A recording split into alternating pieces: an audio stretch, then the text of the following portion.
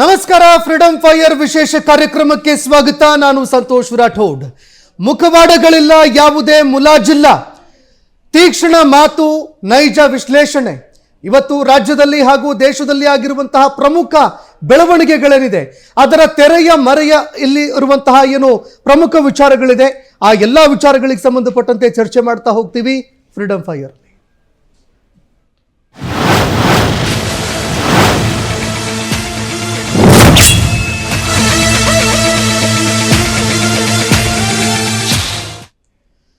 ಡಿ.ಕೆ. ಶಿವಕುಮಾರ್ ಅವರು ನೂತನ ಸಿಎಂ ಆಗಿ ಪದಗ್ರಹಣ ಮಾಡೋದಕ್ಕೆ ಈಗ ಕೌಂಟ್ ಡೌನ್ ಶುರುವಾಗಿದೆ. ಈ ನಡುವೆ ಅವರ ಸಂಪುಟದಲ್ಲಿ ಸೇರ್ಕೊಳ್ಳೋದಕ್ಕೆ ಅನೇಕರು ತೀವ್ರವಾಗಿ ಕಸರತ್ತನ್ನು ಮಾಡ್ತಾ ಇದ್ದಾರೆ. ಮತ್ತೊಂದು ಕಡೆ ದೆಹಲಿಯಲ್ಲಿ ಇವತ್ತು ಸಭೆಗಳ ಮೇಲೆ ಸಭೆಗಳಾಯಿತು. ಕೊನೆಗೂ ಕೂಡ ಪಟ್ಟಿ ಬಿಡುಗಡೆ ಆಗ್ತಾ ಇದೆ. 9 ಜನ ಇದರಲ್ಲಿ ಸಚಿವರಾಗಿ ಪದಗ್ರಹಣ ಮಾಡ್ತಾರೆ ಅನ್ನೋ ಮಾತುಗಳು ಕೇಳಬರ್ತಾ ಇದೆ. ನಾಳೆಯಿಂದ ರಾಜ್ಯದಲ್ಲಿ ಡಿ.ಕೆ. ಪರ್ವ ಶುರುವಾಗುತ್ತೆ. ನಾಳೆ ಸಂಜೆ 4:05 ಮುಖ್ಯಮಂತ್ರಿಯಾಗಿ ಡಿ.ಕೆ. ಶಿವಕುಮಾರ್ ಅವರು ಪದಗ್ರಹಣ ಮಾಡಲಿದ್ದಾರೆ.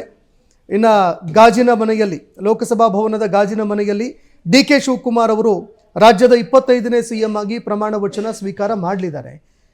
ಎಲ್ಲ ಸಮುದಾಯದ ಸ್ವಾಮೀಜಿಗಳು, ಮೌಲ್ವಿಗಳು, ಕ್ರಿಶ್ಚಿಯನ್ ಪಾದ್ರಿಗಳಿಗೆ ಆಹ್ವಾನ ನೀಡಲಾಗಿದೆ. ಈ ಕಾರ್ಯಕ್ರಮಕ್ಕೆ, ಪ್ರಮಾಣ ವಚನ ಕಾರ್ಯಕ್ರಮಕ್ಕೆ ಈಗಾಗಲೇ ಸಕಲ ಸಿದ್ಧತೆಗಳು ಕೂಡ ನಡೆದಿದ್ದು ಲೋಕಭವನಕ್ಕೆ ಸಾರ್ವಜನಿಕ ಪ್ರವೇಶವನ್ನು ನಿಷೇಧ ಮಾಡಲಾಗಿದೆ.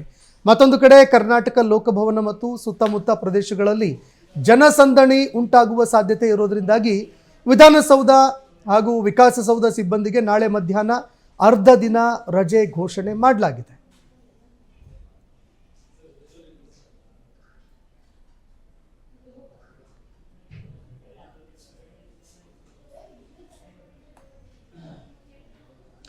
ಇನ್ನು ಡಿ.ಕೆ. ಶಿವಕುಮಾರ್ ಅವರು ನಾಳೆ ಪದಗ್ರಹಣ ಕಾರ್ಯಕ್ರಮ ಮಾಡ್ತಾರೆ.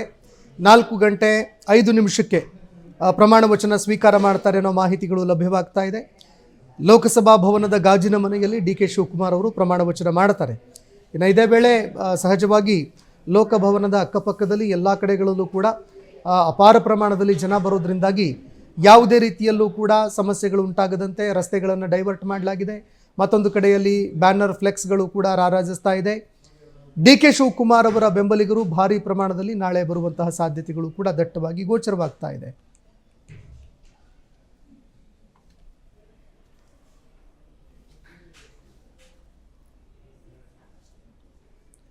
ಇನ್ನು ದೃಶ್ಯಾವಳಿಯಲ್ಲಿ ನೋಡ್ತಾ ಇದ್ದೀರಿ, ರಾಮನಗರದ ದೃಶ್ಯಾವಳಿ ಇದೆಲ್ಲವೂ ಕೂಡ.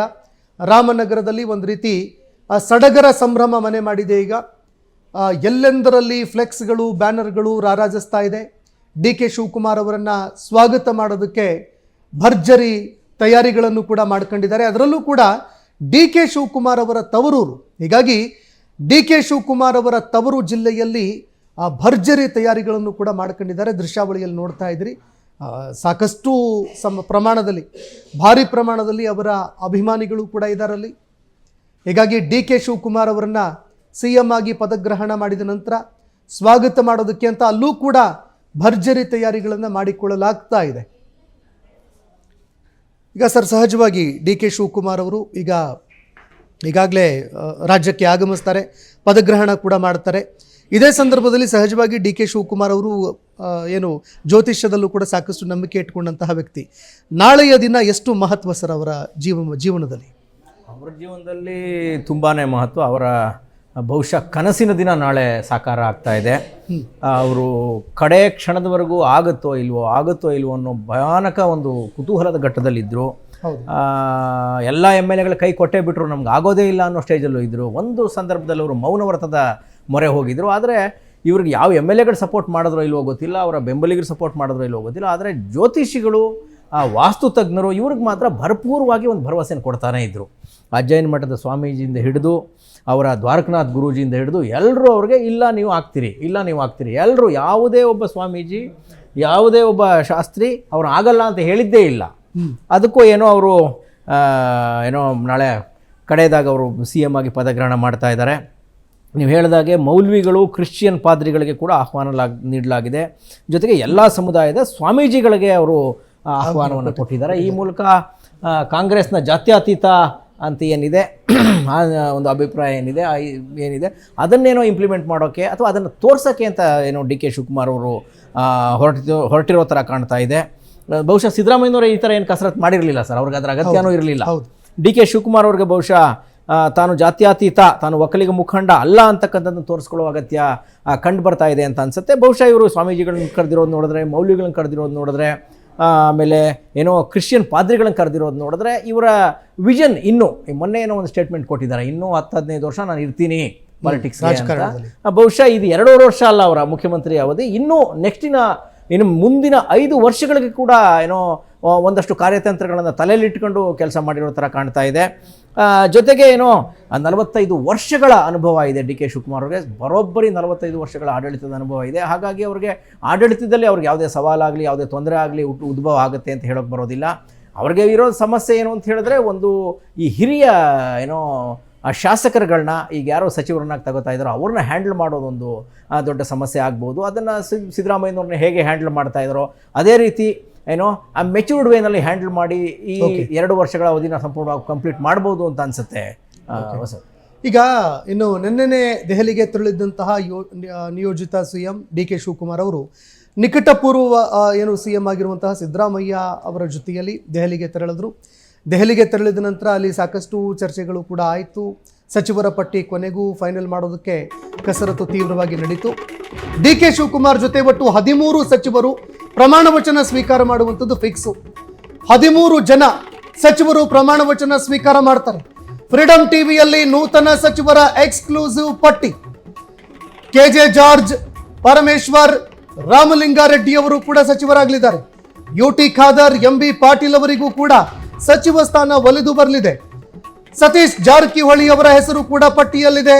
ಪ್ರಿಯಾಂಕ್ ಖರ್ಗೆ, ಕೃಷ್ಣ ಬೈರೇಗೌಡ, ಯತೀಂದ್ರ ಸಿದ್ದರಾಮಯ್ಯನವರು ಕೂಡ ಸಚಿವರಾಗಲಿದ್ದಾರೆ. ಚಲುವರಾಯಸ್ವಾಮಿ, KH ಮುನಿಯಪ್ಪ ಅವರ ಹೆಸರು ಕೂಡ ಪಟ್ಟಿಯಲ್ಲಿದೆ. BK ಹರಿಪ್ರಸಾದ್ ಅವರಿಗೂ ಕೂಡ ಅವಕಾಶ ಇದೆ. ಈಶ್ವರ್ ಖಂಡ್ರೆ ಅವರಿಗೂ ಕೂಡ ಸಚಿವ ಸ್ಥಾನದಲ್ಲಿ ಅವಕಾಶ ಕಲ್ಪಿಸಲಾಗಿದೆ. ನಾಳೆಯೇ ಎಲ್ಲರೂ ಕೂಡ ಪ್ರಮಾಣ ವಚನ ಸ್ವೀಕಾರ ಮಾಡಲಿದ್ದಾರೆ. ಇದರ ಬಗ್ಗೆ ಈಗ ಬಲ್ಲ ಮೂಲಗಳಿಂದ ಈಗಾಗಲೇ ಫ್ರೀಡಂ ಟಿವಿಗೆ ಮಾಹಿತಿಗಳು ಲಭ್ಯವಾಗಿದೆ. ಈಗ ನಾಗರಾಜ್ ಸರ್, ನಿಜವಾಗ್ಲೂ ಈ ಪಟ್ಟಿಯನ್ನು ನೋಡಿದ್ರೆ ಫಸ್ಟು ನಿಮ್ಮ ರಿಯಾಕ್ಷನ್ ಸರ್, ಯಾವ ರೀತಿ ನೋಡ್ತೀರಿ ಈ ಪಟ್ಟಿನ? ಏನಿಲ್ಲ, ಎಲ್ಲ ಸಿದ್ದರಾಮಯ್ಯನ ಬೆಂಬಲಿಗರು ಕಾಣ್ತಾ ಇದ್ದಾರೆ. KJ ಜಾರ್ಜ್ ಸಿದ್ದರಾಮಯ್ಯನವ್ರು ಜೀವ ಬಿಡು ಅಂದ್ರೆ ಬಿಟ್ಬಿಡ್ತಾರೆ. ಅವರು ಹೈಕಮಾಂಡ್ಗೆ ಪರಮಾಪ್ತರು. ಹೌದು. ಇಡೀ ರಾಜ್ಯ ಕಾಂಗ್ರೆಸ್ನ ಯಾವ ದಿಕ್ಕಿಗೆ ಹೋಗಬೇಕು ಅಂತ ಹೈಕಮಾಂಡ್ ಬಯಸಬೇಕು ಅಂತಿರುತ್ತೋ ಅದು ಜಾರ್ಜ್ ಮೂಲಕ ಮಾಹಿತಿ ತಗೊಂಡು ಬಯಸುತ್ತೆ, ಕೆಲಸ ಮಾಡುತ್ತೆ ಅಂತ ಒಂದು ಚರ್ಚೆ ಇದೆ, ಟಾಕ್ ಇದೆ. ಪರಮೇಶ್ವರ್ ಇವರು ಹೈಕಮಾಂಡ್ನ ಕ್ಯಾಂಡಿಡೇಟು. ರಾಮಲಿಂಗಾರೆಡ್ಡಿ ಅವರು ಹೈಕಮಾಂಡ್ ಕ್ಯಾಂಡಿಡೇಟ್.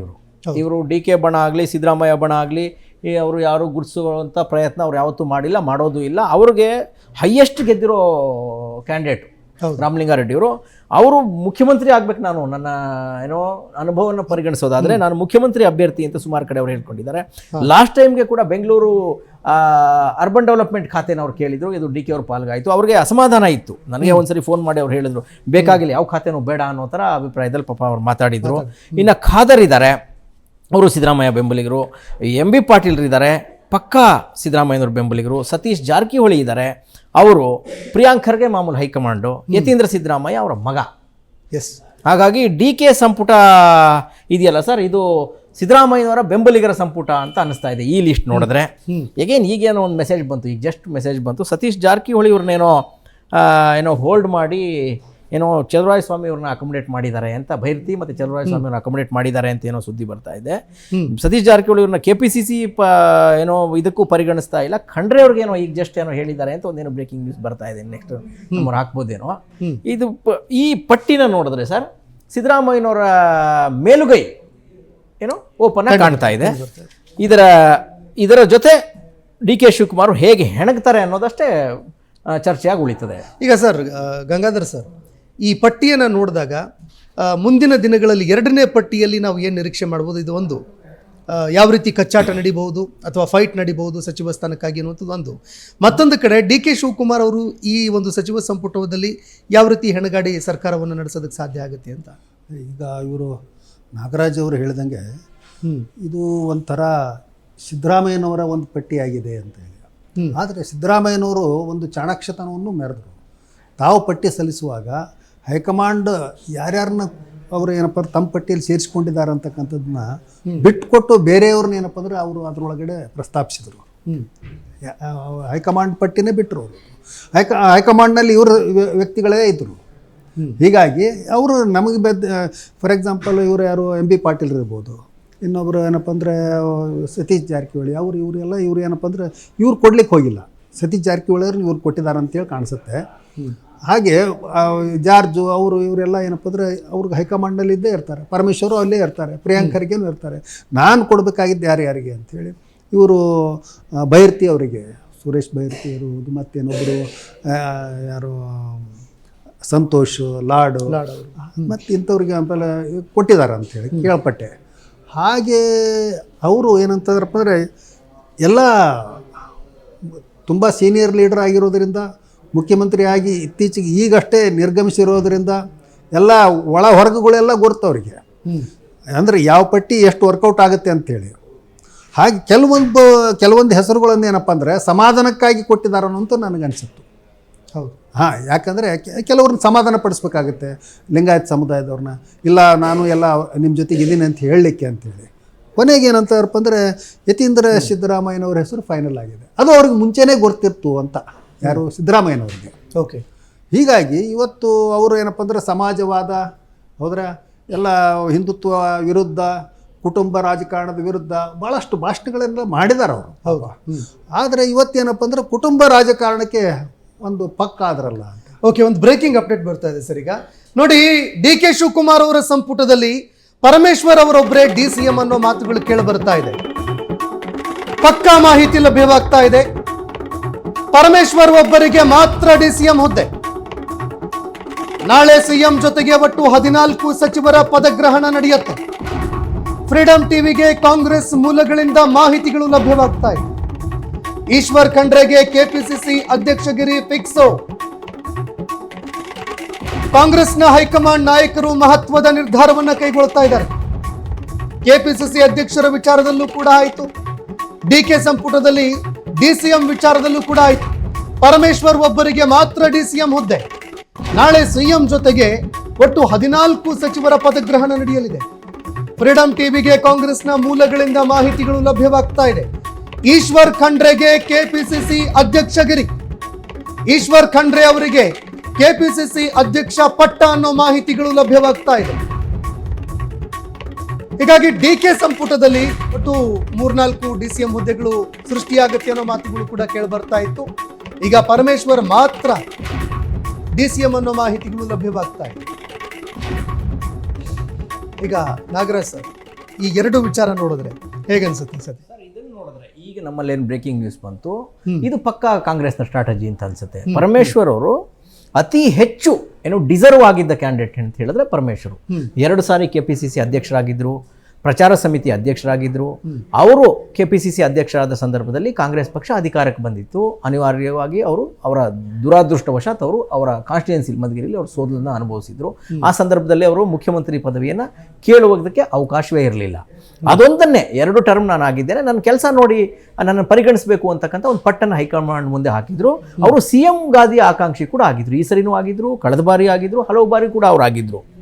ಈ ಹಿನ್ನೆಲೆಯಲ್ಲಿ ಅವರನ್ನ ಡೆಪ್ಟಿ ಚೀಫ್ ಮಿನಿಸ್ಟರ್ ಮಾಡುವ ಮೂಲಕ ಒಂದು ಮೇಜರ್ ಒಂದು ಬೇಡಿಕೆಯನ್ನು ಕಾಂಗ್ರೆಸ್ ಈಡೇರಿಸೋ ಥರ ಕಾಣ್ತಾ ಇದೆ.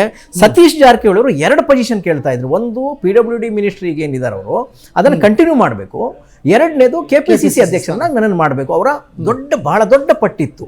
ಯಾವ ಕಾರಣಕ್ಕೂ, ಯಾಕೆ ಅಂತ ಹೇಳಿದ್ರೆ KPCC ಅಧ್ಯಕ್ಷರಾದರೆ ಪಕ್ಷವನ್ನು ಮುನ್ನಡೆಸೋಕೆ ಒಂದು ಸ್ವಲ್ಪ ಸೋರ್ಸ್ ಬೇಕಲ್ಲ, ರಿಸೋರ್ಸ್ ಬೇಕಲ್ಲ. ಅದಕ್ಕೋಸ್ಕರ PWD ಖಾತೆ ಕೊಟ್ಟರೆ ಎರಡನ್ನೂ ಸರಿದೂಗಿಸ್ಕೊಂಡು ಹೋಗೋಕೆ ಈಸಿ ಆಗುತ್ತೆ ಅಂತಕ್ಕಂಥ ಒಂದು ಅಭಿಪ್ರಾಯ ಅವರಲ್ಲಿತ್ತು. ಜೊತೆಗೆ ಅವ್ರು ಆಲ್ರೆಡಿ ಹೇಳಿರೋದ್ರ ಪ್ರಕಾರ ಮುಂದಿನ ನೆಕ್ಸ್ಟ್ ಟರ್ಮಲ್ಲಿ ನಾನು CM ಗಾದಿಯನ್ನು ಕೇಳ್ತೇನೆ, ನಾನೊಬ್ಬ ಕಂಟೆಂಟೆಂಟ್ ಆಗಿರ್ತೇನೆ ಅಂತಕ್ಕಂಥ ಅಭಿಪ್ರಾಯವನ್ನು ಹೇಳಿದರು. KPCC ಅಧ್ಯಕ್ಷರಾದರೆ ಮಿಕ್ಕಿದೇನು MLAಗಳು ತಮ್ಮ ವಿಶ್ವಾಸಕ್ಕೆ ಬರ್ತಾರೆ, ಆ ಟಿಕೆಟ್ ಹಂಚಿಕೆಯಲ್ಲಿ ತಮ್ಮದು ರೋಲ್ ಇರುತ್ತೆ, ಇದನ್ನೆಲ್ಲ ನಿಭಾಯಿಸಬಹುದು ಅನ್ನುವ ಒಂದು ದೂರಾಲೋಚನೆ ಅವರಲ್ಲಿತ್ತು. ಇದೇ ಕಾರಣಕ್ಕೆ ಸಿದ್ದರಾಮಯ್ಯ ಮತ್ತು ಅವರ ನಡುವೆ ಒಂದು ಸಣ್ಣ ಕಾನ್ಫ್ಲಿಕ್ಟ್ ಆಗಿದೆ ಅಂತಕ್ಕಂಥ ಚರ್ಚೆ ಕೂಡ ನಡೀತಾ ಇತ್ತು. ನಿನ್ನೆ ಬೆಳಗ್ಗೆನೆ ಇವ್ರು ಹೋಗೋಕೆ ಮುಂಚೆನೆ ಇವರೇ ದೆಹಲಿಗೆ ಹೋಗಿದ್ರು. ಇವತ್ತು ಇದು ಜಗಳ ನಡೆದಿದೆ ಅಂತ ಹೇಳಲಾಗ್ತಾ ಇತ್ತು. ಅದ್ರ ಜೊತೆಯಲ್ಲಿ ಕೂತ್ಕೊಂಡು ಫೋಟೋ ಇವತ್ತು ರಿಲೀಸ್ ಆಯಿತು. ಇದನ್ನು ನೋಡಿದ್ರೆ ಬಹುಶಃ ಸತೀಶ್ ಅವ್ರನ್ನ ಎರಡೂ ಕೊಡೋದಕ್ಕಾಗೋದಿಲ್ಲ. ನೀವು ಸಚಿವರಾಗಿ ಅಥವಾ KPCC ಪ್ರೆಸಿಡೆಂಟ್ ಆಗಿ ಎನ್ನುವ ಅವಕಾಶನ ಇವರು ಕೊಟ್ಟಿರ್ಬೋದು. ಆ ಸಂದರ್ಭದಲ್ಲಿ ಇವರು ಸತೀಶ್ ಸಚಿವ ಗಾದಿನೇ ಉಳಿಸ್ಕೊಂಡಿದ್ದಾರೆ ಅಂತ ಅನಿಸ್ತಾ ಇದೆ. ಎಗೈನ್ ಪರಮ್ ಅವ್ರಿಗೆ ಕೊಡಬೇಕಿತ್ತು, ಹಾಗಾಗಿ DCM 1 ಕೊಡುವ ಮೂಲಕ ಪರಮೇಶ್ವರನ್ನ ಸಮಾಧಾನ ಮಾಡಲಾಗಿದೆ ಅಂತ ಹೇಳಲಾಗ್ತಾ ಇದೆ. KPCC ಕಾರ್ಯಾಧ್ಯಕ್ಷರಾಗಿದ್ದರು ಯಾರು ಖಂಡ್ರೆ ಅವರು, ಅವ್ರನ್ನ KPCC ಪ್ರೆಸಿಡೆಂಟ್ ಮಾಡುವ ಮೂಲಕ ಲಿಂಗಾಯತ್ ಸಮುದಾಯನ ಕೂಡ ಸಮಾಧಾನ ಮಾಡುವಂಥ ಕೆಲಸನ ಏನು ಹೈಕಮಾಂಡ್ ಮಾಡಿದೆ ಅಂತ ಅನಿಸ್ತಾ ಇದೆ ಸರ್. ಈಗ ಗಂಗಾಧರ್ ಸರ್, ಈಶ್ವರ್ ಖಂಡ್ರೆ ಅವರು ಅವ್ರನ್ನ ನೋಡಿದಾಗ KPCCಯನ್ನು ಅವರು ಸಮರ್ಥವಾಗಿ ಮುನ್ನಡೆಸಬಲ್ಲರು. ಯಾಕಂದರೆ ಈ ಹಿಂದೆನೂ ಕೂಡ ಅವ್ರು ಹೇಳಿದ್ರು, ನನಗೆ ಕೊಟ್ಟರೆ ಅವಕಾಶ ನಾನು ಮಾಡೋದಕ್ಕೆ ಸಿದ್ಧನಿದ್ದೀನಿ ಅನ್ನೋ ಮಾತನ್ನು ಕೂಡ ಅವರು ಹೇಳಿದ್ರು. ಜೊತೆಗೆ ಪರಮೇಶ್ವರ್ ಅವರ DCM ಸರ್. ಅವರು ಮತ್ತು ಅಖಿಲ ಭಾರತ ವೀರಶೈವ ಮಹಾಸಭಾದಲ್ಲಿನೂ ಇದಾರಲ್ಲ, ಹೌದು, ಅವರು ಅದರಲ್ಲೇ ಮುಂದಾಳತ್ವದಲ್ಲಿದ್ದಾರೆ. ಹೀಗಾಗಿ ಅದು ಒಂದು ಅವ್ರ ಪ್ಲಸ್ ಪಾಯಿಂಟು. ಮತ್ತು ಇನ್ನೊಂದು ಏನಾಗ್ತಾ ಇದೆ ಇಲ್ಲ ಅಂತ ಹೇಳಿದ್ರೆ, ಈಗ ಇವರು ಪರಮೇಶ್ವರ್ ಅವರಿಗೆ ಕೊಟ್ಟಿದ್ದಾರೆ. ಪರಮೇಶ್ವರ್ ಅವರು ಸಕ್ರಿಯವಾಗಿ ಅಹಿಂದದಲ್ಲಿ ಗುರುತಿಸಿಕೊಂಡಿರ್ತಕ್ಕಂಥವ್ರಲ್ಲ. ಹೌದು, ಅದು ಒಂದು ಮುಖ್ಯವಾದ ಪಾಯಿಂಟ್ ಅದು. ಹೀಗಾಗಿ ಇಲ್ಲಿ ಅಹಿಂದವನ್ನು ಏನಪ್ಪ ಅಂತಂದರೆ ಇವರೆಲ್ಲ ಬೇರೆ ಬೇರೆಯವರೆಲ್ಲ ಇದು ಏನಂತಾರೆ ಮಂತ್ರಿಗಿರಿ ಸ್ಥಾನ ಪಡ್ಕೊಳ್ಬೋದು, ಎಲ್ಲ ಆಗ್ಬೋದು. ಆದರೆ ಒಂದೇನಾಗುತ್ತೆ, ಈ ಭವಿಷ್ಯದಲ್ಲಿ ಈ ದಿನಗಳಲ್ಲಿ ಮುಂದೆ ಬರ್ತಕ್ಕಂಥ ದಿನಗಳಲ್ಲಿ ಅಹಿಂದವನ್ನು ಟಾರ್ಗೆಟ್ ಮಾಡಲಾಗುತ್ತದೆ ಅಂತ. ಅಲ್ಲಿ ಒಂದು ಪೊಲರೈಸೇಷನ್ ಆಗ್ತದೆ. ಏನು, ಒಕ್ಕಲಿಗ ಮತ್ತು ಲಿಂಗಾಯತ್ ಕಾಂಬಿನೇಷನ್ ಆಗ್ತದೆ. ಅಲ್ಲಿ ಒಂದು ಕಡೆಗೆ ಫಾರ್ವರ್ಡ್ ಕ್ಯಾಸ್ಟ್, ಇದು ಅಹಿಂದ ಅಂತಕ್ಕಂಥದ್ದು ಒಂದು ಏನಿದೆಯಲ್ಲ, ಅದು ಒಂದು ಧ್ರುವೀಕರಣ ಆಗ್ತದೆ. ಇಲ್ಲೇ ಮುಂಬರುವ ಚುನಾವಣೆಗಳನ್ನು ದೃಷ್ಟಿಯಲ್ಲಿಟ್ಟುಕೊಂಡು ಇಲ್ಲಿ ಇರ್ತಕ್ಕಂಥ ದಲಿತರಿಗೂ ಸಮಾಧಾನ ಮಾಡಬೇಕು, ಆಮೇಲೆ ಏನಪ್ಪ ಅಂದರೆ ಹಿಂದುಳಿದವ್ರಿಗೂ ಸಮಾಧಾನ ಮಾಡಬೇಕು ಅಂತಕ್ಕಂಥ ಒಂದು ಸ್ಟ್ರಾಟಜಿ ಇರ್ಬೋದು. ಆದರೆ ಒಂದು ಇಲ್ಲಿಯವರೆಗೆ ಒಂದು ನೆರೇಟಿವ್ ಇತ್ತಲ್ಲ, ಆ ನೆರೇಟಿವ್ ಚೇಂಜ್ ಆಗಿ ಹೋಗ್ಬಿಡ್ತದೆ. ಅಂದರೆ ಕಾಂಗ್ರೆಸ್ಸಿಂದು ಅದು ಭಾಳ ಇವತ್ತೇನಪ್ಪ ಅಂದ್ರೆ ಮುಖ್ಯವಾದ ಇದನ್ನೇನಪ್ಪ ಅಂದ್ರೆ ವಿಷಯ ಅಂತಕ್ಕಂಥದ್ದು, ಚರ್ಚಿಸಬೇಕಾಗಿರ್ತಕ್ಕಂಥ ವಿಷಯ. ಖಂಡ್ರೆ ಅವ್ರಿಗೆ ಏನಪ್ಪ ಅಂದ್ರೆ ಅಧ್ಯಕ್ಷಗಿರಿ ಕೊಟ್ಟಿದ್ದಾರೆ, ಹೌದ್ರಾ. ಆಮೇಲೆ DCM ಮಾಡಿದ್ದಾರೆ ದಲಿತರವ್ರನ್ನ, ಕರೆಕ್ಟು. ಆಮೇಲೆ ಏನಪ್ಪ ಅಂದರೆ ಇವರು ಮುಂದುವರೆದ ಜಾತಿಯವರು ಏನಪ್ಪ ಅಂದ್ರೆ ಮುಖ್ಯಮಂತ್ರಿ. ಹೀಗಿದ್ದಾಗ ಇದು DK ಶಿವಕುಮಾರ್ ಅವರು ಒಪ್ಪಿಕೊಂಡಿರ್ಲಿಕ್ಕೆ ಸಾಧ್ಯತೆ ಇದೆ ಇದು. ಯಾಕಂದರೆ ಹೌ ಟು ಕಾರ್ನರ್ ಯಾವುದು ಅಹಿಂದ. ಆಮೇಲೆ ಏನಪ್ಪ ಅಂದರೆ ಇವರು ಫ್ಲೆಕ್ಸಿಬಲ್ ಯಾರು ನಮ್ಮ ಪರಮೇಶ್ವರ್ ಅವರು. ಹಾಗಾಗಿ ಯಾವುದಕ್ಕೆ ಕಟ್ಟು ಬಿದ್ದು ಅದನ್ನು ವಿರೋಧಿಸಿ ಮಾಡ್ತಕ್ಕಂಥವ್ರು ಎಲ್ಲರನ್ನೂ ಏನಪ್ಪ ಅಂದ್ರೆ ಜೊತೆ ಕರ್ಕೊಂಡು ಹೋಗ್ತಕ್ಕಂಥವ್ರು. ಹಿಂಗೆ ಯಾವುದೋ ಒಂದು ಏನಪ್ಪ ಅಂದರೆ ಹಿಂದುತ್ವ ವಿರೋಧಿ, ಏನಪ್ಪ ಅಂದರೆ ಯಾವುದೋ ಕಂದಾಚಾರ ವಿರೋಧಿ, ಯಾವುದೋ ಮೌಢ್ಯನಂಬಿಕೆ ಒಂದು ಕಾನೂನು ತರ್ತೀನಿ ಆ ಥರದಲ್ಲಿ ಸಿದ್ದರಾಮಯ್ಯನವ್ರ ಥರ ಏನಪ್ಪ ಅಂದ್ರೆ ಘೋಷಣೆಗಳು ಕೊಟ್ಕೊಂಡು ಅಡ್ಡಾಡಿರ್ತಕ್ಕಂಥವ್ರು ಅಲ್ಲ. ಎಲ್ಲರನ್ನೂ ಒಳಗೊಳಿಸ್ಕೊಂಡು ಹೋಗ್ತಕ್ಕಂಥದ್ದು ಒಂದು ಪಕ್ಷದ ಒಂದು ಇದರೊಳಗಡೆ ಏನಪ್ಪ ಅಂದ್ರೆ ಚೌಕಟ್ಟಿನಲ್ಲಿ ಕೆಲಸ ಮಾಡ್ಕೊಂಡು ಹೋಗ್ತಕ್ಕಂಥದ್ದು ಅವರ ಒಂದು ನಿಲುವು, ಅವರ ಒಂದು ಧೋರಣೆ. ಹಾಗೆ ಇವತ್ತು ಇಲ್ಲಿ ಇದರಿಂದಾಗಿ ಏನಪ್ಪ ಅಂದರೆ ಸಿದ್ದರಾಮಯ್ಯನವರ ಹೆಚ್ಚಿನ ಸಹಚರರು ಅದರೊಳಗೆ ಬಂದಿದ್ದಾರೆ ಅಂತ ಹೇಳಿದ್ರೆ, ಸಿದ್ದರಾಮಯ್ಯನವರ ಒಂದು ಏನಪ್ಪ ಅಂದ್ರೆ ನೆರೇಟಿವ್ ಏನಿದೆ, ಸಿದ್ದರಾಮಯ್ಯನವರು ಏನು ಹೇಳ್ಕೊಂಡು ಬಂದಿದ್ರು ಅದನ್ನೇ ಏನಪ್ಪ ಅಂದ್ರೆ ಮುಂದುವರಿಸ್ಕೊಂಡು ಹೋಗ್ತಾರೆ. ಅದನ್ನೇ ಅವರು ಏನಪ್ಪ ಅಂದ್ರೆ ವಿರುದ್ಧವಾಗಿ ನಿಲ್ತಾರೆ ಯಾರಿಗೆ, DK ಶಿವಕುಮಾರ್ ಅವರಿಗೆ ಅಂತ ಹೇಳಲಿಕ್ಕಾಗಲ್ಲ. DK ಶಿವಕುಮಾರ್ ಅವರು ಏನಪ್ಪ ಅಂದ್ರೆ ಅಧಿಕಾರ ಹಿಡ್ಕೊಂಡಿರೋದ್ರಿಂದ ಅಲ್ಲಿ ಅವ್ರದ್ದು ಒಂದು ಚಲಾವಣೆ ಸ್ಟಾರ್ಟ್ ಆಗ್ತದೆ. ಅದನ್ನು ಕಾಯ್ದು ನೋಡ್ಬೇಕಲ್ಲ ಯಾವ ರೀತಿಯಲ್ಲಿ ಆಗುತ್ತೆ ಅಂತೇಳಿ. ಆದರೆ ಒಂದು ಊಹೆ ಮಾಡ್ಬೋದು ಹೀಗಂತ ಹೈಪೊಥೆಟಿಕಲ್ ಆಗಿ. ಇನ್ನು ಸಿದ್ದರಾಮಯ್ಯ ಅವರ ವಿರುದ್ಧ ಸತೀಶ್ ಜಾರಕಿಹೊಳಿ ಅವರು 37 ಜನ ಶಾಸಕರ ಸಹಿ ಸಂಗ್ರಹಿಸಿದ್ದಾರೆ ಅನ್ನೋ ಒಂದು ಚರ್ಚೆ ಕೂಡ ನಡೀತು ಸರ್. ಈಗ ದೆಹಲಿಯಲ್ಲಿ ಸಿದ್ದರಾಮಯ್ಯ ಹಾಗೂ ಸತೀಶ್ ಜಾರಕಿಹೊಳಿ ಇಬ್ಬರೂ ಕೂಡ ಒಟ್ಟಿಗೆ ಕಾಣಿಸ್ಕೊಂಡ್ರು. ಇವತ್ತು ಒಂದು ಫೋಟೋ ಕೂಡ ಅದಕ್ಕೆ ಸಂಬಂಧಪಟ್ಟಂತೆ ಹೊರಬಂತು. ನೋಡಿ, ದೆಹಲಿಯಲ್ಲಿ ಇಬ್ಬರು ನಾಯಕರ ಸಂಬಂಧ ಹಳಸಿದೆ ಅನ್ನುವಂತಹ ವಿಚಾರಕ್ಕೆ ಸಂಬಂಧಪಟ್ಟಂತೆ ಏನು ಸುದ್ದಿಗಳು ಹರಿದಾಡ್ತಾ ಇತ್ತು. ಈ ಬೆನ್ನಲ್ಲೇ ಇಬ್ಬರು ನಾಯಕರು ಒಂದೇ ಫೋಟೋದಲ್ಲಿ ಕಾಣಿಸ್ಕೊಂಡ್ರು. ಸತೀಶ್ ಜಾರಕಿಹೊಳಿ ಅವರು ಸಿದ್ದರಾಮಯ್ಯ ಅವರ ವಿರುದ್ಧ 37 ಶಾಸಕರ ಸಹಿ ಸಂಗ್ರಹಿಸಿದ್ದಾರೆ ಅನ್ನೋ ಆರೋಪ ಕೇಳಿ ಬಂದಿತ್ತು. ಇದಕ್ಕೆ ಸಂಬಂಧಪಟ್ಟಂತೆ ಸೋಷಿಯಲ್ ಮೀಡಿಯಾದಲ್ಲಿ ಒಂದು ಪೋಸ್ಟ್ ಕೂಡ ಹರಿದಾಡಿತ್ತು.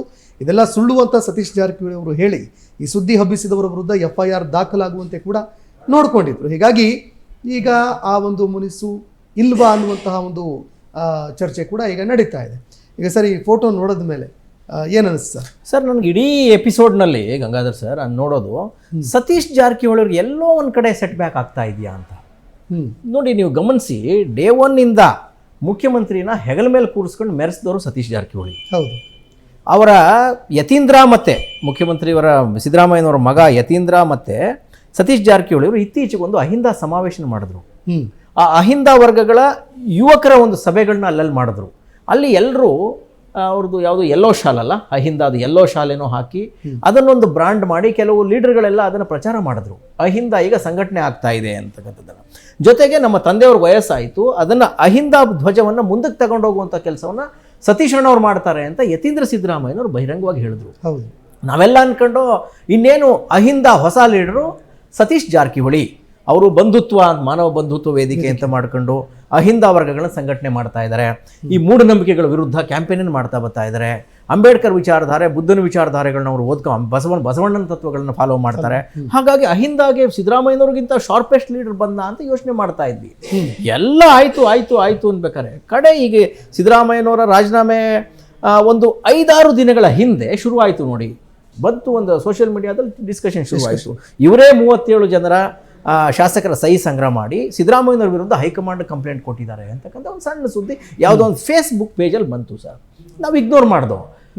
ನಮಗೆ ಆಶ್ಚರ್ಯ ಆಗಿದ್ದೇನು ಅಂತ ಹೇಳಿದ್ರೆ ಸತೀಶ್ ಮಾರನೇ ದಿನನೇ ಪ್ರೆಸ್ ಮೀಟ್ ಕರೆದು ಆ ಪ್ರಶ್ನೆಗೆ ಆನ್ಸರ್ ಮಾಡಿದ್ರು. ನೆಕ್ಸ್ಟ್ ಆಯಿತು, ಅಲ್ಲಿ ಹೋಯ್ತು ಅಂತ ಅನ್ಕೊಂಡು ಮೇನ್ ಸ್ಟ್ರೀಮ್ ಮೀಡಿಯಾದಲ್ಲಿ ಎಲ್ಲೂ ಬರಲಿಲ್ಲ, ಸುದ್ದಿ ಬರಲಿಲ್ಲ. ನೆಕ್ಸ್ಟ್ 2ನೇ ದಿನ ಅವ್ರಿಗೆ ಎಷ್ಟು ಡ್ಯಾಮೇಜ್ ಮಾಡಿರ್ಬೋದು. ಅದೊಂದು ಸಣ್ಣ ಫೇಸ್ಬುಕ್ನ ಒಂದು ವಾಟ್ಸಪ್ ಒಂದು ಸ್ಟೇಟಸ್, ಯಾರ್ದೋ ಸ್ಟೇಟಸ್ಸು. 2ನೇ ದಿನ 2 FIR ಮಾಡಿಸ್ತಾರೆ ಅವರು 2 ಪೇಜ್ಗಳ ಮೇಲೆ. ಶಾಕ್ಡ್. ಆಮೇಲೆ ತೆಗೆದು FIR ಕಾಪಿ ಎಲ್ಲ ನೋಡಿದ್ರೆ ಇವರ ಬೆಂಬಲಿಗ ಯಾರೊಬ್ಬರು ತಳವಾರನವರು ಇವರು ಏನೋ ಈ ಫೇಸ್ಬುಕ್ ಪೋಸ್ಟ್ನ ಮೂಲಕ, ಆ ವಾಟ್ಸಪ್ ಸ್ಟೇಟಸ್ನ ಮೂಲಕ 2 ಜಾತಿಗಳ ನಡುವೆ ದ್ವೇಷ ಹುಟ್ಟಿಸೋ ಕೆಲಸನ ಇವರು ಮಾಡಿದ್ದಾರೆ. ಆಮೇಲೆ ನಮ್ಮ ನಾಯಕರಿಗೆ ಡಿಫೇಮ್ ಮಾಡಿದ್ದಾರೆ ಅಂತ FIR ಮಾಡಿಸಿದ್ದಾರೆ. ಅದು ಆಕ್ಚುಲಿ FIR ಮಾಡೋ ಕೇಸು ಅಲ್ಲ. ಪೊಲೀಸ್ನವ್ರು ಪಾಪ ಅದು ಯಾಕೆ ಮಾಡಿದ್ರು ಅಂತ ಅರ್ಥ ಆಗಲಿಲ್ಲ. ಇದನ್ನ ನೋಡಿದ್ರೆ ಇವ್ರು FIR ಮಾಡಿದ್ದು, ಇವ್ರು 2ನೇ ದಿನ ಪ್ರೆಸ್ ಮೀಟ್ ಮಾಡಿ ಇವರು ಕ್ಲಾರಿಫಿಕೇಶನ್ ಕೊಟ್ಟಿದ್ದು, ಇದನ್ನ ನೋಡಿದ್ರೆ ಸತೀಶ್ ಜಾರಕಿಹೊಳಿ ಅವ್ರದ್ದು ಏನೋ ಏನೋ ಡ್ಯಾಮೇಜ್, ಬಿಗ್ ಡ್ಯಾಮೇಜ್ ಆಗಿದೆ ಅಲ್ಲಿ. ಅಥವಾ ಸಿದ್ದರಾಮಯ್ಯನವ್ರು ಆಗಲಿ ಇದ್ರ ಬಗ್ಗೆ ಒಂದು ಸಣ್ಣ ಸ್ಪಷ್ಟನೆ ಕೊಡಲಿಲ್ಲ. ಸಿದ್ದರಾಮಯ್ಯನವ್ರು ಸ್ಪಷ್ಟನೆ ಕೊಡ್ಬೋದಿತ್ತು, ಅದ್ರ ಬಗ್ಗೆ ಕೊಟ್ಟಿಲ್ಲ. ಸತೀಶ್ ಅವರು ನೆಕ್ಸ್ಟ್ ಇವತ್ತೊಂದು ಫೋಟೋ ಬಂದಿರೋದು ಬಿಟ್ರೆ ಸಿದ್ದರಾಮಯ್ಯ ಜೊತೆ ಒಂದು ಫೋನಲ್ಲಿ ಮಾತಾಡಿದ್ದಾರೆ ಅಂತ ಸುದ್ದಿ ಹೊರಗಡೆ ಬರ್ತಾ ಇಲ್ಲ. ಇದನ್ನ ನೋಡಿದ್ರೆ ಸತೀಶ್ ಅವ್ರಿಗೆ ಎಲ್ಲೋ ಒಂದು ಕಡೆ ಇಡೀ ಪ್ರಹಸನದಲ್ಲಿ, ಇಡೀ ಈ ಎಪಿಸೋಡ್ನಲ್ಲಿ ಸತೀಶ್ ಅವ್ರಿಗೆ ಬಹಳ ದೊಡ್ಡ ಹಿನ್ನಡೆ ಆಗಿದೆಯಾ ಅಂತಕ್ಕಂಥ ಒಂದು ಅನುಮಾನ ಇಲ್ಲಿ ಕಾಡ್ತಾ ಇದೆ. 2ನೇದು PWD ಮಿನಿಸ್ಟರ್ ಆಗಿ ಹಿಂದೆ ಏನೋ ಅಬಕಾರಿ ಮಂತ್ರಿಯಾಗಿ ರಾಜೀನಾಮೆ ಕೊಟ್ಟಿದ್ರು. PWD ಮಂತ್ರಿಯಾಗಿ ಒಂದು ಕಾಂಟ್ರವರ್ಸಿ ಸ್ಟೇಟ್ಮೆಂಟ್ ಕೂಡ ಕೊಟ್ಟಿದ್ರು. ಕಮಿಷನ್ ಹಿಂದೇನೂ ಇತ್ತು, ಮುಂದೇನೂ ಇರುತ್ತೆ, ತಡೆಯೋಕ್ಕಾಗಲ್ಲ ಅನ್ನೋ ಸ್ಟೇಟ್ಮೆಂಟನ್ನು ಕೊಟ್ಟಿದ್ರು. ಈ ಒಂದೇನು ಅದನ್ನೇನು ಇವತ್ತಿನ ಭ್ರಷ್ಟ ಸಿಸ್ಟಮಲ್ಲಿ ಅದನ್ನೇನು ಅವ್ರ ಹೇಳಿಕೆಯನ್ನು ಯಾರು ಏನು ಸೀರಿಯಸ್ ಆಗಿ ಪರಿಗಣಿಸಿರಲಿಲ್ಲ, ಅದನ್ನೇ ಇಗ್ನೋರ್ ಮಾಡಿದರು. ಬಟ್ KPCC ಅಧ್ಯಕ್ಷರಾಗಿ ಪಕ್ಷವನ್ನು ಮುನ್ನಡೆಸುವ ಕೆಪಾಸಿಟಿ ಅವ್ರಿಗಿದೆ ಅಂತಕ್ಕಂಥದ್ದು ಎಲ್ಲರಲ್ಲಿ ಚರ್ಚೆ ಇತ್ತು. ಆಮೇಲೆ ಅಹಿಂದ ವರ್ಗಗಳ ನೇತಾರ ಅವ್ರು ಆಗ್ತಾರೆ ಸಿದ್ದರಾಮಯ್ಯನವ್ರ ನಂತರ. ಉಳಿದು ಯಾರಿಗೂ ನೀವು ಕಲ್ಪನೆ ಮಾಡ್ಕೊಳಕ್ಕಾಗಲ್ಲ ಆ ಸ್ಥಾನದಲ್ಲಿ. ಸಿದ್ದರಾಮಯ್ಯನವ್ರ ಸ್ಥಾನವನ್ನು ತುಂಬುವ ಬೇರೆ ಯಾರು ಲೀಡರ್ ಇದ್ದಾರೆ ಅಂತ ಹೇಳಿದ್ರೆ ಸರ್ ಹೇಳಿದಾಗೆ ಪರಮೇಶ್ವರ್ ಅದಾಗಕ್ಕೆ ಚಾನ್ಸಸ್ಸೇ ಇಲ್ಲ. ಮಾದೇವಪ್ಪನವರು ಅವರು ಸೈಡ್ ಲೈನ್ ಆಗಿ ಆಯಿತು. ಹೌದು. ಇನ್ಯಾರು ಇಲ್ಲ, ಯಾರೋ ಮುಸ್ಲಿಂ ಲೀಡರ್ ಯಾರೋ ಇದ್ದಾರಾ, ಪಾಪ ಜಮೀರ್ ಇದ್ದಾರೆ, ಅವ್ರಿಗೆ ಭಾಷೆನೇ ಗೊತ್ತಿಲ್ಲ. ಇನ್ನೊಬ್ಬ ಯಾರು ತನ್ವೀರ್ ಸೇಠ್ ಇದ್ದಾರೆ, ಅವ್ರಿಗೆ ಪಾಲಿಟಿಕ್ಸ್ ಬೇಕಾಗಿಲ್ಲ. ಇನ್ನೊಬ್ರು ಯಾರಿದ್ದಾರೆ, ಕೆಲಸಕ್ಕೆ ಬರಲ್ಲ ಅವರು. ಹಾಗಾಗಿ ಅಹಿಂದ ನಾಯಕರುಗಳಲ್ಲಿ ಯಾರು ಒಬ್ಬ ಏನೋ ಒಂದು ಮೂವ್ಮೆಂಟನ್ನು ಬೆಳೆಸುವ ಒಂದು ವಿಷನರಿ ಲೀಡರ್ ಯಾರು ಇದ್ರೆ ಅದು ಸತೀಶ್ ಇದ್ದಾರೆ ಅಂತ ಎಲ್ಲರೂ ಅನ್ಕೊಂಡಿದ್ರು. ಈ ಬೆಳವಣಿಗೆ ನೋಡಿದ್ರೆ ಅವ್ರು 2ನ್ನೂ ಕೇಳಿದ್ರಂತೆ, 2 ಕೊಡಲ್ಲ ಅಂತ ಹೇಳಿದ್ರಂತೆ. KPCC ಬೇಡ ಅಂತ ಖಂಡ್ರೆಯವರು ಕೊಟ್ಟರಂತೆ. ಇದನ್ನ ನೋಡಿದ್ರೆ ಬಹುಶಃ ಈ ಇಡೀ ಎಪಿಸೋಡ್ನಲ್ಲಿ ಸಿದ್ದರಾಮಯ್ಯ ಎಂಬ ಆನೆಯನ್ನು ಕಟ್ಟಿ ಹಾಕುವ ಒಂದು ಈ ಕಾರ್ಯತಂತ್ರದ ಭಾಗವಾಗಿ ಕಾರ್ಯತಂತ್ರದ ಒಳಗಡೆನೆ, ಕಾರ್ಯತಂತ್ರದ ಸನ್ನಿವೇಶದಲ್ಲಿ ಸತೀಶ್ ಅನ್ನೋ ಇನ್ನೊಬ್ಬ ಲೀಡರ್ನ ಫಿನಿಶ್ ಮಾಡಲಾಯ್ತಾ ಅಂತಕ್ಕಂಥ ಒಂದು ಅನುಮಾನ ಬರ್ತಾ ಇದೆ. ಇದಕ್ಕೆ ಸತೀಶ್ ಅವರೇ ಆನ್ಸರ್ ಮಾಡಬೇಕು. ಅವರಲ್ಲಿ ಕನಸಿತ್ತು. ಆಮೇಲೆ ಸಿದ್ದರಾಮಯ್ಯನವ್ರ ಬಗ್ಗೆ ಅಪಾರವಾದ ಗೌರವವೂ ಇತ್ತು. ಸಿದ್ದರಾಮಯ್ಯ ಅಹಿಂದ ಮೂವ್ಮೆಂಟ್ನ ಕಟ್ಟಿದಾಗ ಸರ್ ಮೊನ್ನೆ ಹೇಳ್ತಾ ಇದ್ರು, ಬೇಸಿಕ್ ಫಂಡ್ ಮಾಡಿದವರೇ ಅವರು. ಹೌದು. ಅವರು ಲಿಕ್ಕರ್ ಏನೋ ಹಿನ್ನೆಲೆಯಿಂದ ಬಂದವರು, ಶುಗರ್ ಇಂಡಸ್ಟ್ರಿ ಹಿನ್ನೆಲೆಯಿಂದ ಬಂದವರು, ಹಳೆಯ ರಾಜಕಾರಣಿ. ಅವರಲ್ಲಿ ಸಂಪತ್ತಿಗೇನು ಕೊರತೆ ಇಲ್ಲ. ಹಾಗಾಗಿ ಅಹಿಂದ ಎನ್ನುವ ಕಲ್ಪನೆ ಇಷ್ಟು ಬೇರೆ ಬಿಟ್ಟು ಬೆಳೆಯೋಕೆ ಅವ್ರು ಫೈನಾನ್ಸ್ ಮಾಡಿದ್ದು ಒಂದು ಕಾರಣ. ಹೀಗಿರುವ ಸಂದರ್ಭದಲ್ಲಿ ಸಾವುಕಾರ್ ಸತೀಶ್ ಅವರನ್ನು ಮಿನಿಸ್ಟರ್ಗಾದಿಗೋಸ್ಕರ ಅವ್ರು ಬೆಗ್ ಮಾಡೋ ಥರ ಮಾಡಿದ್ದು, ಅಹಿಂದನ ಇನ್ನೇನು ಎಲ್ಲ ರೂಪುರೇಷೆ ರೆಡಿಯಾಗಿ ಇನ್ನೇನು ಲೀಡ್ ಮಾಡ್ತೀನಿ ಅನ್ನೋ ಹೊತ್ತಲ್ಲಿ ಅವ್ರೇನೂ ಅಲ್ಲ, ಇದಕ್ಕೂ ಸಂಬಂಧ ಇಲ್ಲ ಅನ್ನೋ ಥರ ಬಿಂಬಿಸ್ತಾ ಇರೋದಿದೆಯಲ್ಲ, ಬಹುಶಃ ಸತೀಶ್ ಜಾರಕಿಹೊಳಿ ವಿರುದ್ಧ ಬಹಳ ದೊಡ್ಡ ಒಂದು ಷಡ್ಯಂತ್ರ ನಡೆದಿರ್ಬೋದು. ಅಥವಾ ಆ ಬೆಳಗಾವಿ ಪಾಲಿಟಿಕ್ಸು ಇಲ್ಲಿ ಕೆಲಸ ಮಾಡಿರ್ಬೋದು. ಸತೀಶ್ ಅವ್ರನ್ನ ಕಂಡ್ರೆ ಆಗದೆ ಇರುವ ಬಹಳ ದೊಡ್ಡ ವರ್ಗ ಅಲ್ಲಿದೆ. ಹೌದು. ಸೊ ಕೆಲವು ಸಮುದಾಯಗಳು ಬಹಿರಂಗವಾಗಿ ಅವ್ರ ಜೊತೆ ಗುರುತಿಸ್ಕೊಂಡ್ರು ಕೂಡ ಒಳಗೊಳಗೆ ಇವರ ಕುಟುಂಬದ ಪಾರಮ್ಯವನ್ನು, ಇವರ ಕುಟುಂಬದ ಪ್ರಾಬಲ್ಯವನ್ನು ಮುರಿಬೇಕು ಅಂತ ಪ್ರಯತ್ನ ಮಾಡ್ತಿರೋದು ಇದೆ. ಅದೇನಾದ್ರು ಕೆಲಸ ಮಾಡ್ತಾ ಈ ಏನೋ ಕಾರ್ಯತಂತ್ರದ ಏನೋ ಅಥವಾ ಷಡ್ಯಂತ್ರ ಅಂತಿರೋ, ಕಾರ್ಯತಂತ್ರ ಅಂತಿರೋ, ಈ ಪಾಲಿಟಿಕ್ಸ್ ಅಂತಿರೋ, ಆ ಪಾಲಿಟಿಕ್ಸ್ನ ಅರ್ಥ ಮಾಡ್ಕೊಳ್ಳೋದ್ರಲ್ಲಿ ಸಿದ್ದರಾಮಯ್ಯನವರು ಏನಾದ್ರು ಸೋತು ಜಾರಕಿಹೊಳಿ ಅವ್ರನ್ನ ದೂರ ಇಟ್ರ? ಈಗ ಅಂಥದ್ದೇನು ಬಹಿರಂಗವಾಗಿ ಏನೂ ಆಗಿಲ್ಲಲ್ಲ. ಅವರೇ ಕರೆದು ಮಾತಾಡಿಸಿ ಏನು ಇದನ್ನು ಬಗೆಹರಿಸ್ಬೋದಿತ್ತಾ? ಇದೆಲ್ಲವನ್ನು ನೋಡ್ತಾ ಇದ್ರೆ ಸರ್, ಸಿದ್ದರಾಮಯ್ಯನವರು ಮತ್ತು ಸತೀಶ್ ಜಾರಕಿಹೊಳಿಯ ಮಧ್ಯೆ ಒಂದು ರಿಫ್ಟ್ ಇರೋದಂತೂ ಖಚಿತ ಅಂತ ಅನುಮಾನ ಬರ್ತಾ ಇದೆ ಸರ್. ಏನು ಹೇಳ್ತೀರಿ ಸರ್, ನಾವೇನು ಹೇಳ್ತೀರಿ? ಇಲ್ಲ ಅಂದರೆ ನೀವು ಹೇಳಿದ್ದು ಸತ್ಯಾಂಶಕ್ಕೆ ಭಾಳ ಹತ್ತಿರವಾಗಿದೆ. ಭಾಳ ಯಾಕಂತಂದರೆ ಸತೀಶ್ ಜಾರಕಿಹೊಳಿಯವರು ಏನಂತ ಹೇಳಿದ್ರೆ ಒಂದು ಹಲವಾರು ಆದರ್ಶಗಳ ಜೊತೆಗೆ ಒಂದು ಸಾಹುಕಾರಿಕೆಯನ್ನು ಇಟ್ಕೊಂಡಿರ್ತಕ್ಕಂಥವ್ರು. ಸಾಹುಕಾರ ಇದ್ದು ಆದರ್ಶಗಳನ್ನ ಇಟ್ಕೊಂಡ್ರು ಬಹಳ ಕಡಿಮೆ. ಎಲ್ಲ ವ್ಯವಸ್ಥೆಯ ಜೊತೆ ಹೊಂದ್ಕೊಂಡು ಹೋಗಿಬಿಟ್ಟಿರ್ತಾರೆ. ಒಂದು ಕಡೆ ಸಾಹುಕಾರಿಕೆ ಇದೆ, ಇನ್ನೊಂದು ಕಡೆಗೆ ಆದರ್ಶಗಳಿದೆ ಅವರಿಗೆ, ಏನು ಅಹಿಂದ ಆದರ್ಶ ಅಂತೇಳಿ. ಹಾಗೆ ಅವರು ಏನಂತ ಹೇಳಿದ್ರಪ್ಪ ಅಂದರೆ ಇದನ್ನು ಇನ್ನೊಬ್ಬರು ಅವ್ರ ಬಗ್ಗೆ ವಿಮರ್ಶೆ ಮಾಡ್ತಕ್ಕಂಥವ್ರು ಅವ್ರ ಮನೆಯಲ್ಲಿ ಏನಪ್ಪ ಅಂದರೆ ಬೇರೆ ಬೇರೆ ಪಕ್ಷಕ್ಕೆ ಬೇರೆ ಬೇರೆ ಅಣ್ಣ ತಮ್ಮಂದರು ಅವರೇ ಹೋಗ್ತಾರೆ, ಅದ್ರ ಜೊತೆಗೆ ಬೇರೆ ಬೇರೆ ಸಿದ್ಧಾಂತಗಳನ್ನು ತಗೊಂಡು ಹೋಗ್ತಾರೆ ಅವರು. ಹೌದಾ? ಹಾಗೆ ರಮೇಶ್ ಅವರು ಹಿಂದುತ್ವ ಅಂತ ಹೋದ್ರು, ಇವರು ಬಂಧುತ್ವ ಅಂತ ಬಂದಿದ್ದಾರೆ ಅಂತೇಳಿ. ಹಾಗೆ ಅದನ್ನ ಏನಪ್ಪ ಅಂದರೆ ಹಿಂದುತ್ವ ಬಂಧುತ್ವಗಳು ನಡೆದಾವೆ. ಮತ್ತು ಇನ್ನೊಬ್ಬರು ಏನಪ್ಪ ಅಂದರೆ JDS, ಮತ್ತೊಬ್ಬರು ಇನ್ನೊಂದು ಯಾವ್ದು ಬರುತ್ತೆ ಅದು ಆ ಥರ ಹೋಗ್ತಾರೆ ಅಂತಕ್ಕಂಥದ್ದು ಇದೆ. ಆದರೆ ನೀವು ಹೇಳ್ದಂಗೆ ಏನಪ್ಪ ಅಂದರೆ ಅವರು ಅಹಿಂದ ಅಂತೇಳಿ ಮಾಡಬೇಕಾದಾಗ ದೇವೇಗೌಡರನ್ನ ಎದುರಾಕೊಂಡು ಏನಂತಾರೆ ಸಿದ್ದರಾಮಯ್ಯನವರು ಅಲ್ಲಿ ಅವರು ಅಹಿಂದ ಸಮಾವೇಶ ಮಾಡೇ ಬಿಟ್ಟರು. ಅವರು ಅದನ್ನ ಮಾಡಬೇಕಾದಾಗ ಕೋಟಿಗಟ್ಟಲೆ ಖರ್ಚು ಮಾಡಿ ಎಲ್ಲ ವ್ಯವಸ್ಥೆ ಮಾಡಿದ್ದು, ಹುಬ್ಬಳ್ಳಿಯಲ್ಲಿ ದೊಡ್ಡ ಸಮ್ಮೇಳನ ಮಾಡಿರ್ತಕ್ಕಂಥದ್ದು ಯಾರೇನಪ್ಪ ಅಂದರೆ ಇವ್ರ ನೇತೃತ್ವದಲ್ಲಿನೇ. ಕರೆಕ್ಟ್. ಹಾಗೆ ಅದು ಆದ ನಂತರ SC ಒಂದು ಸಮ್ಮೇಳನ ಏನಪ್ಪ ಅಂದರೆ ಚಿತ್ರದುರ್ಗದಲ್ಲಿ ನಡೆಯಿತು. ಅಲ್ಲಿ ಹಲವಾರು ಇವರ ಸತೀಶ್ ಜಾರಕಿಹೊಳಿ ಅವರ ಬೆಂಬಲಿಗರು ಮುಂದಿನ ಮುಖ್ಯಮಂತ್ರಿ ಸತೀಶ್ ಜಾರಕಿಹೊಳಿ ಅಂತ ಘೋಷಣೆ ಕೂಗಿದ್ರು. ಬಹಿರಂಗವಾಗಿ ಘೋಷಣೆ ಕೂಗ್ತಾನೆ ಇದ್ದಾರೆ, ಈಗಲೂ ಕೂಗ್ತಾ ಇದ್ದಾರೆ. ಅಲ್ಲ, ಕೂಗಿಬಿಟ್ರು. ಅಲ್ಲಿ ಏನಾಯ್ತು ಅಂತ ಹೇಳ್ತೀನಿ. ಯಾಕೆ ನೀವು ಅದ್ರ ಒಂದು ಒಳ ಸುಳಿ ಕೇಳ್ತಾ ಇದ್ದೀರಿ, ಏನು ಅವ್ರ ಜೊತೆಗೆ ಯಾಕೆ ಒಂದು ವೈಷಮ್ಯ ಉಂಟಾಯಿತು ಸಿದ್ದರಾಮಯ್ಯ ಅವರು ಇವರು ಅಂತೇಳಿ. ಅದನ್ನು ನಾವು ಖಚಿತವಾಗಿ ಹೇಳಲಿಕ್ಕಾಗಲ್ಲ. ಇವತ್ತಿಗೂ ಅವರು ಸ್ನೇಹದಿಂದನೇ ಇರ್ಬೋದು. ಆದರೆ ಇಲ್ಲ ಸರ್, ಈಗ 4-5 ದಿವಸದಿಂದ ನೋಡಿದ್ರೆ ಅವರಲ್ಲಿ ಸ್ನೇಹ ಉಳಿದಿದೆ ಅಂತ ಅನ್ನಿಸ್ತಾ ಇಲ್ಲ ನಮಗೆ. ಮೊನ್ನೆ ನೋಡಿ 2 ಪ್ರೆಸ್ ಮೀಟ್ ಮಾಡಿದ್ರು ಸರ್. ಒಂದೇ ಒಂದು ಏನು ಹೇಳ್ತಾರೆ ಗೊತ್ತಾ, ಅವರು ಒಪ್ಪಂದ ಆಗಿತ್ತು, ಅದು ಅವಾಗಲೇ ಆಗಿತ್ತು, ಅದಕ್ಕೆ ಕೊಟ್ಟಿದ್ದಾರೆ, ಅದಕ್ಕೂ ಏನು ಸಂಬಂಧ ಅಂತಾರೆ. ಆಯಿತು, 37 ಸಚಿವರು MLAಗಳು ಸೈನ್ ಹಾಕಿ ಕೊಟ್ಟಿದ್ರು, ಅವರೇ ಸ್ಟ್ರಾಂಗ್ ಆದ್ರಲ್ಲ ಹಾಗಾದರೆ ಅಂತ. ಅಂದರೆ ಪರೋಕ್ಷವಾಗಿ ಅವರು ಸಿದ್ದರಾಮಯ್ಯ ಇಳಿಯುವುದನ್ನು ಒಂದು ರೀತಿ ಒಪ್ಕೊಂಡ್ರು. ಯಾವುದೇ ಏನೋ ಅದು ಡಿಸೆಂಟ್ ಇಲ್ಲದೆ ಒಪ್ಕೊಂಬಿಟ್ರು ಅವರು. ಸಿದ್ದರಾಮಯ್ಯನವರು ಲಾಡ್ ಅವ್ರು ಕಣ್ಣೀರು ಹಾಕಿದ್ರು, ಮಾದೇವಪ್ಪನವರು ಮಂಕ್ ಹೊಡೆದಿದ್ರು, ಜಾರ್ಜ್ ಅವರು ಮಾತೇ ಆಡಲಿಲ್ಲ, MB ಪಾಟೀಲ್ರು ಒಂದು ವಚನ ಹಾಕಿ ಪರೋಕ್ಷವಾಗಿ DK ಅವ್ರನ್ನ ಟೀಸ್ ಮಾಡಿದ್ರು, ವಚನವನ್ನು ಹಾಕಿ ಟೀಸ್ ಮಾಡಿದ್ರು. ಸತೀಶ್ ಜಾರಕಿಹೊಳಿ ಅವರು ಇಷ್ಟು ದಿನ ಸಿದ್ದರಾಮಯ್ಯನ ಪರವಾಗಿ ಬಹಿರಂಗವಾಗಿ ಕತ್ತಿ ಹಿರಿದು ನಿಂತ್ಕೊಳ್ತಾ ಇದ್ದ ಸತೀಶ್ ಜಾರಕಿಹೊಳಿ ಮೊನ್ನೆ 2 ಪ್ರೆಸ್ ಮೀಟಲ್ಲಿ ಒಂದೇ ಒಂದು ಸಾಫ್ಟ್ ಕಾರ್ನರ್ ಮಾತು ಸಿದ್ದರಾಮಯ್ಯನವ್ರ ಬಗ್ಗೆ ಮಾತಾಡಲಿಲ್ಲ. ಅವ್ರು ನಮ್ಮ ಲೀಡ್ರು ಅಂತಾನು ಹೇಳಲಿಲ್ಲ. ಅವರು ಇದನ್ನ ನೋಡಿದ್ರೆ ಅದನ್ನೇ ಹೇಳ್ತೀನಿ, ಏನೋ ಏನು ಅಂತ ಅನ್ನೋದನ್ನ ಹೇಳ್ತೀನಿ. ಏನಂದ್ರೆ ನಾನು ಅದನ್ನ ಎಕ್ಸಾಕ್ಟ್ಲಿ ಅವ್ರ ಮಧ್ಯೆ ಇದ್ದು ಆ ಒಂದು ಹತ್ತಿರದಿಂದ ನೋಡಿರ್ತಕ್ಕಂಥವನಲ್ಲ, ಆದ್ರೆ ಘಟನಾವಳಿಗಳನ್ನು ನಾನು ಅಬ್ಸರ್ವ್ ಮಾಡಿದ್ದೀನಿ.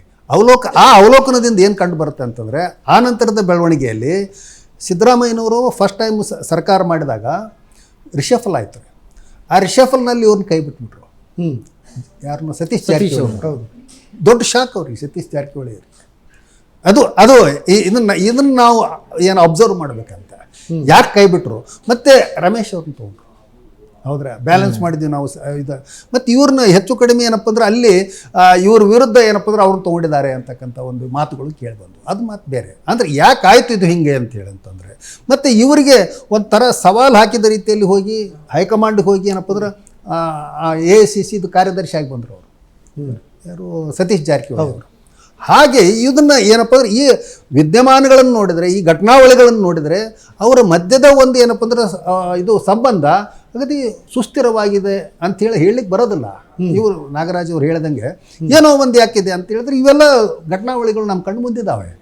ಹಾಗಾಗಿ ಸತೀಶ್ ಜಾರಕಿಹೊಳಿಯವರು ಇವತ್ತು ಯಾಕೆ ಒಂದು ಏನಪ್ಪ ಅಂದ್ರೆ ಒಂಥರ ಅವ್ರದ್ದು ಪಾತ್ರ ಒಂಥರ ಈ ಸಪ್ಪೆಯಾಗಿ ಕಾಣ್ತಾ ಇದೆ ಇವತ್ತಿನ ವಿದ್ಯಮಾನದಲ್ಲಿ, ಇವತ್ತಿನ ಒಂದು ಈ ರಾಜಕಾರಣದಲ್ಲಿ ಅಂತಕ್ಕಂಥದ್ದು ಸಹಿತ ಭಾಳ ಗಮನಾರ್ಹ. ನಾನು ಆವಾಗಲೇ ಹೇಳಿದೆ, ಇವತ್ತು ಏನಾಗ್ತಾ ಇದೆ ಅಂತ ಹೇಳಿದ್ರಪ್ಪ ಅಂತಂದರೆ ಈ ಅಹಿಂದ ಘೋಷಣೆಯನ್ನು ಏನಪ್ಪ ಅಂದರೆ ಕಾರ್ನರ್ ಮಾಡ್ಲಿಕ್ಕೆ ಆಗ್ತಾ ಇದೆ. ಅಹಿಂದ ಮತ್ತು ಫಾರ್ವರ್ಡ್ ಮತ್ತು ಬ್ಯಾಕ್ವರ್ಡ್ ಅಂತ ಹೇಳಿತ್ತು. ಏನೋ ದೇವರಾಜ ಅರಸವ್ರ ಕಾಲದಲ್ಲಿ ಬ್ಯಾಕ್ವರ್ಡ್ ಪಾಲಿಟಿಕ್ಸ್ ಅಂತೇಳಿ ಬಂತು. ಬ್ಯಾಕ್ವರ್ಡ್ ಪಾಲಿಟಿಕ್ಸ್ನಲ್ಲಿ ಏನಂತಾರಪ್ಪ ಅಂದ್ರೆ ಫಾರ್ವರ್ಡನ್ನು ತುಳಿಲ ಆಯಿತು. ಆ ಫಾರ್ವರ್ಡ್ ಕ್ಯಾಸ್ಟ್ಗಳನ್ನು ತುಳಿಬೇಕು ಅಂತಕ್ಕಂಥ ಒಂದು ಏನಪ್ಪ ಅಂದ್ರೆ ಒಂದು ಟೆಂಡೆನ್ಸಿ ಒಳಗಡೆ ಅದನ್ನ ಒಂದು ಸಮಾಜವಾದ ಅಂತಕ್ಕಂಥ ರೀತಿಯಲ್ಲಿ ಏನಪ್ಪ ಅಂದ್ರೆ ತೆಗೆದುಕೊಂಡು ಬಂದರು.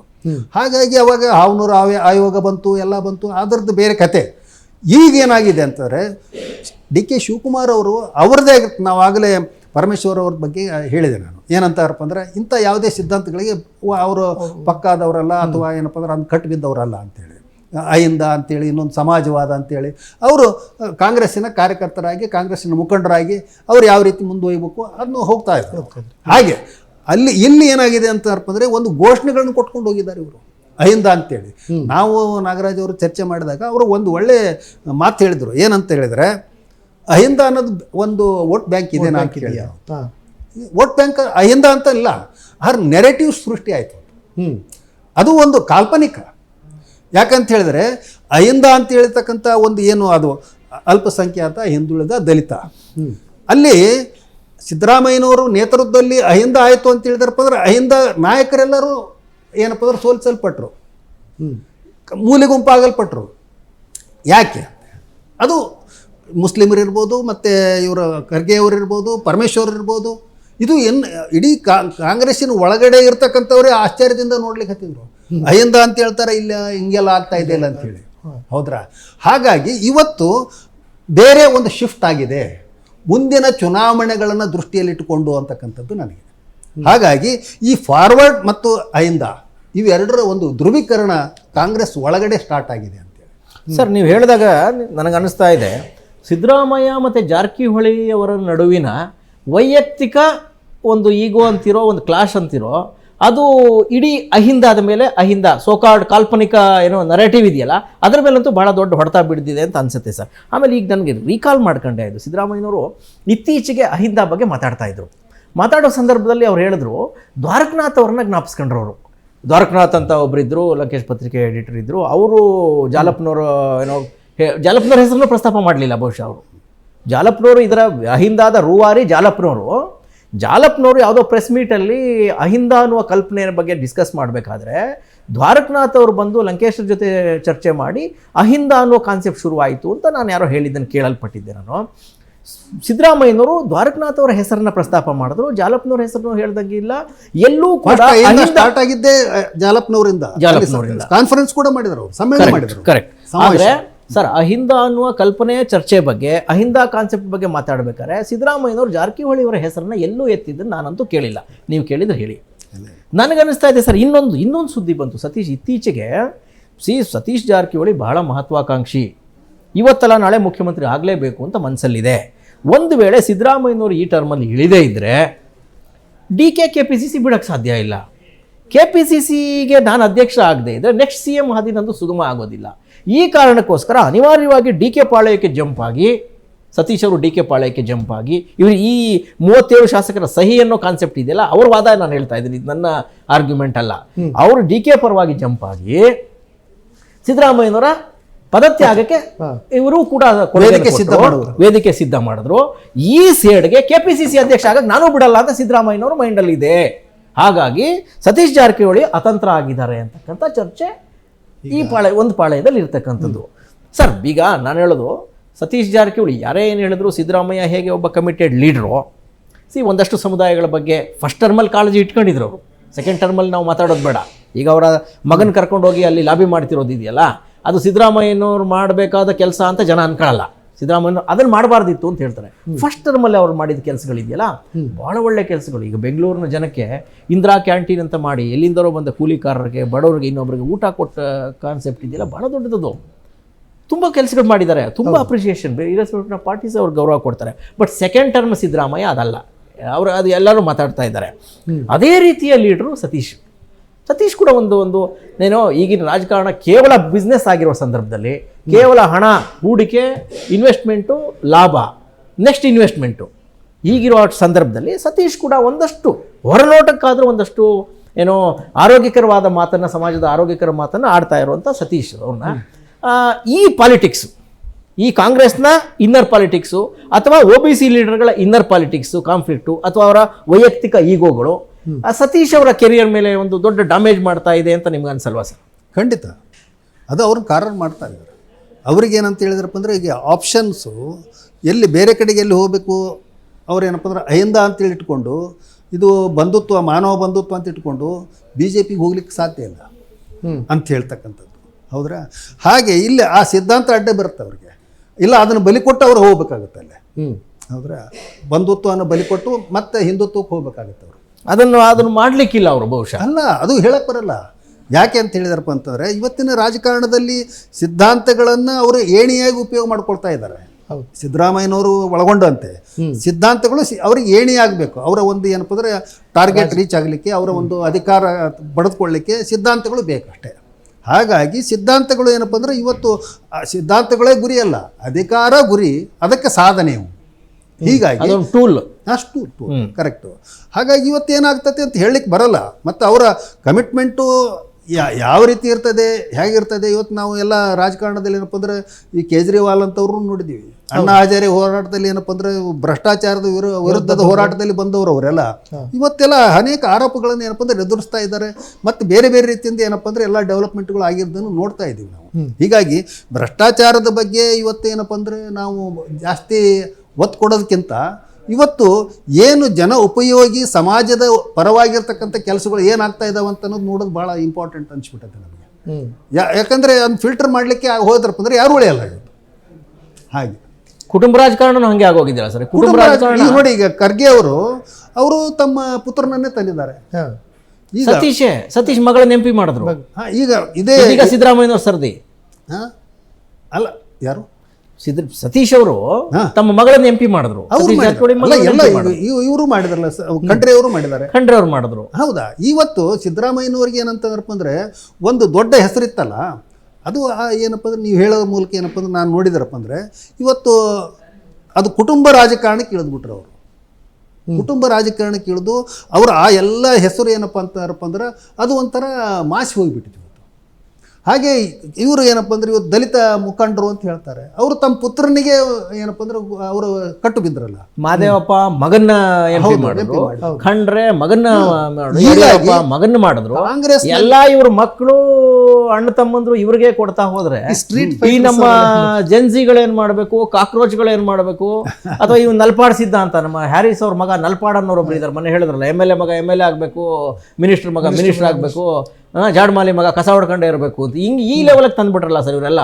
ಈ ನಾವೆಲ್ಲ ಸಿದ್ಧಾಂತವಾದಿಗಳು ಅಂತ ಹೇಳಿ ಅಹಿಂದ ಇತ್ಯಾದಿ ಇತ್ಯಾದಿ ಇತ್ಯಾದಿ ನಾವು ಮಾತಾಡ್ತಿರ್ಬೇಕಾದ್ರೆ ಇವರು ಲಾಸ್ಟ್ ಎಲ್ಲಿಗೆ ಹೋಗಿ ನಿಲ್ತಾ ಇದ್ದಾರೆ ಅಂತ. ಅದೇ ಸಿದ್ದರಾಮಯ್ಯನವ್ರ ಭಾಷಣಗಳನ್ನ ಭಾಳ ಕೇಳಿದ್ದೀನಿ ನಾನು. ಏನಂದ್ರೆ ವರ್ಣಾಶ್ರಮದ ಬಗ್ಗೆ ಮಾತಾಡ್ತಿದ್ರು. ಬ್ರಾಹ್ಮಣನ ಮಗ ಬ್ರಾಹ್ಮಣನೇ ಆಗಿಬಿಡ್ತಾನೆ, ಹೌದ್ರಾ? ಕ್ಷತ್ರಿಯ ಮಗ ಕ್ಷತ್ರಿಯನೇ ಆಗಿಬಿಡ್ತಾನೆ, ಶೂದ್ರರೆಲ್ಲ ಯಾರಿಗೂ ಏನು ಹಕ್ಕಿರೋದಿಲ್ಲ ಅಂತೇಳಿ. ಪಾಪ ಇವರು ಏನಂದ್ರಪ್ಪ ಅಂದ್ರೆ ಯಾರ ಮಗ ಏನಾಗಬೇಕಂತೇಳಿ ಏನಾಗಬಾರ್ದು ಅಂತೇಳಿ ಭಾಷಣ ಮಾಡ್ತಾ ಇದ್ರು. ಅವರೇ ಅವ್ರು ಏನಪ್ಪ ಅಂದ್ರೆ ಮಾಡಿದ್ದಾರೆ ವರ್ಣಾಶ್ರಮವನ್ನು. ಇದು ಏನಂತಾರಪ್ಪ ಅಂದ್ರೆ ಆಧುನಿಕ ಯುಗದ ವರ್ಣಾಶ್ರಮ ಅಂತ ನನಗನ್ಸುತ್ತೆ. ಅಂದ್ರೆ ಈ ಪೊರಕೆ ಕಸನ ಗುಡಿಸ್ತಾ ತಾನೇ ಕಸ ಆಗೋಯ್ತು ಅಂತ ಅಲ್ವಾ ಸರ್? ಇವರೆಲ್ಲ ಸುಧಾರಣೆ ಬಗ್ಗೆ ಮಾತಾಡ್ತಾ ಕುಟುಂಬ ರಾಜಕಾರಣದ ವಿರುದ್ಧ ಮಾತಾಡ್ತಾ ತಾವೇ ಕುಟುಂಬ ರಾಜಕಾರಣಕ್ಕೋಸ್ಕರನೇ ಬದುಕಿದೀವಿ ಅನ್ನೋದನ್ನ ಪ್ರೂವ್ ಮಾಡ್ಬಿಟ್ರಲ್ಲ. ನಾನು ಇನ್ನ ಏನ್ ಜಯೇಶ್ ಪಟೇಲ್ ಅವರೊಬ್ಬರನ್ನ ಆಗಿದ್ದಾಗ ನಾನು ಏನಪ್ಪ ಅಂದ್ರೆ ಒಂದು ಇಂಟರ್ವ್ಯೂ ಮಾಡ್ತಾ ಇದ್ದೆ. ಅವ್ರು ಹೇಳ್ತಾ ಇದ್ರು, ಕುಷ್ಟಗಿ ಅವರೇ, ನಾನು ಹಳ್ಳಿ ಹೋಟೆಲ್ಗಳಲ್ಲಿ ಏನಪ್ಪ ಅಂದ್ರೆ ಸಮಾಜವಾದಿ ಚಳವಳಿಯಲ್ಲಿ ಹೋಗ್ತಾ ಇದ್ದೆ ನಾನು. ಅವನು ಸ್ವಚ್ಛ ಮಾಡಲಿಕ್ಕೆ ಏನಪ್ಪ ಅಂದ್ರೆ ಬರ್ತಾ ಇದ್ದ. ಅವನು ಎಷ್ಟು ಹೊಲಸಿರ್ತಿತ್ತು ಆ ಬಟ್ಟೆ ಅಂತ ಹೇಳಿದ್ರಪ್ಪ ಅಂದರೆ ಅವ್ನು ಸ್ವಚ್ಛ ಮಾಡದೇ ಇದ್ದಿದ್ರೆ ಒಳ್ಳೇದಿತ್ತಪ್ಪ ಅಂತ ಅನಿಸ್ತಾ ಇತ್ತು. ಯಾಕಂದ್ರೆ ಅವ್ನು ಒರೆಸ್ಕೊಂಡು ಹೋಗ್ಬಿಟ್ರೆ ಅದು ವಾಸನೆ ಅಲ್ಲಿ ಎಲ್ಲಿಯೂ ಏನಪ್ಪ ಅಂದ್ರೆ ತಿನ್ನಲಿಕ್ಕೆ ಆಗ್ತಾ ಇರಲಿಲ್ಲ ನಾವು ಕೂತ್ಕೊಂಡಲ್ಲಿ. ಅಷ್ಟು ಅದು ಹೊಲಸು ವಾಸನೆ ಏನು ಬಟ್ಟೆ ಅಂತಂದು ಸ್ವಚ್ಛ ಮಾಡ್ತಾ ಇದ್ದವ. ಹಾಗೆ ಇವತ್ತು ಏನಪ್ಪ ಅಂದ್ರೆ ನೀವು ಹೇಳಿದಂಗೆ ಕಸಬರಿಕೆನೇ ಏನಪ್ಪ ಅಂದ್ರೆ ಇವತ್ತು ಕಸ ಆಗಿ ಇದು ಸರ್ ಸಹಜ. ನಮ್ಮ ಕರ್ನಾಟಕ ಅಂತ ಹೇಳಿದ್ರೆ ಪ್ರಗತಿಪರ ಚಿಂತನೆಯುಳ್ಳ ನಾಡು ಅಂತ. ಮೈಸೂರು ಅರಸರ ಕಾಲದಲ್ಲಿ ನಿಮ್ಮ ಕಾನೂನು ಸಂವಿಧಾನ ಬರೋಕ್ ಮುಂಚೆನೆ ರಿಸರ್ವೇಶನ್ ತಂದ ನಾಡು ನಮ್ದು, ಸುಭೀಕ್ಷವಾಗಿದ್ದ ನಾಡು, ಗಾಂಧೀಜಿ ಕೊಂಡಾಡಿದ ನಾಡು. ಇಲ್ಲಿ ಬುದ್ಧ ಏನೋ ಕುವೆಂಪು ಬಸವಣ್ಣವರು ಶರೀಫ್ರು ಹುಟ್ಟಿದ ನಾಡು. ಅಂದ್ರೆ ಇಲ್ಲಿ ಸ್ವಲ್ಪ ಅದಕ್ಕೆ ನಮ್ಮಲ್ಲಿ ಕ್ಯಾಸ್ಟ್ ಕಾನ್ಫ್ಲಿಕ್ಟ್ಗಳು ಕಡಿಮೆ ಸರ್. ಈ ಜಾತಿ ಹೆಸರಲ್ಲಿ ನಡೆದ ರಕ್ತಪಾತಗಳು ಕಡಿಮೆ ಅಂತ ಹೇಳ್ತಾರೆ ಬೇರೆ ರಾಜ್ಯಗಳಿಗೆ, ಬೇರೆ ಪ್ಲೇಸ್ಗಳಿಗೂ ಕಂಪೇರ್ ಮಾಡಿದ್ರೆ. ನಮ್ಮಲ್ಲಿ ಜಾತಿಯ ಹೆಸರಲ್ಲಿ ರಕ್ತ ಹರಿಸಿದ್ದು, ಇನ್ನೊಂದು ಮಾತ್ರ ಶೋಷಣೆ ನಮ್ಮ ರಾಜ್ಯದಲ್ಲಿ ಕಡಿಮೆ ಅಂತ ಹೇಳ್ತಾರೆ. ವೈ? ಬಿಕಾಸ್ ಅಂತ ಸುಧಾರಕರು ಇದ್ದ ನಾಡಿದು. ಇಲ್ಲ, ಅವರ ಸುಧಾರಕರ ಹೆಸರು ಹೇಳ್ಕೊಂಡ್ ಬಂದು ಈ ರಾಜಕಾರಣಿಗಳು ಕಡೆಗೆ ತಾವು ಇದೇ ಕೆಲಸಕ್ಕೆ ನಿಂತ್ಬಿಟ್ರೆ ಇದಕ್ಕೆ ಪರಿಹಾರ ಯಾವತ್ತು? ನಮ್ಮ ನೀವು ಹೇಳಿದ ಮಾತು ನಿಮ್ಮ ಈ ಹಳೆ ಮೈಸೂರಿಗೆ ಸಂಬಂಧಪಟ್ಟಿದ್ದು.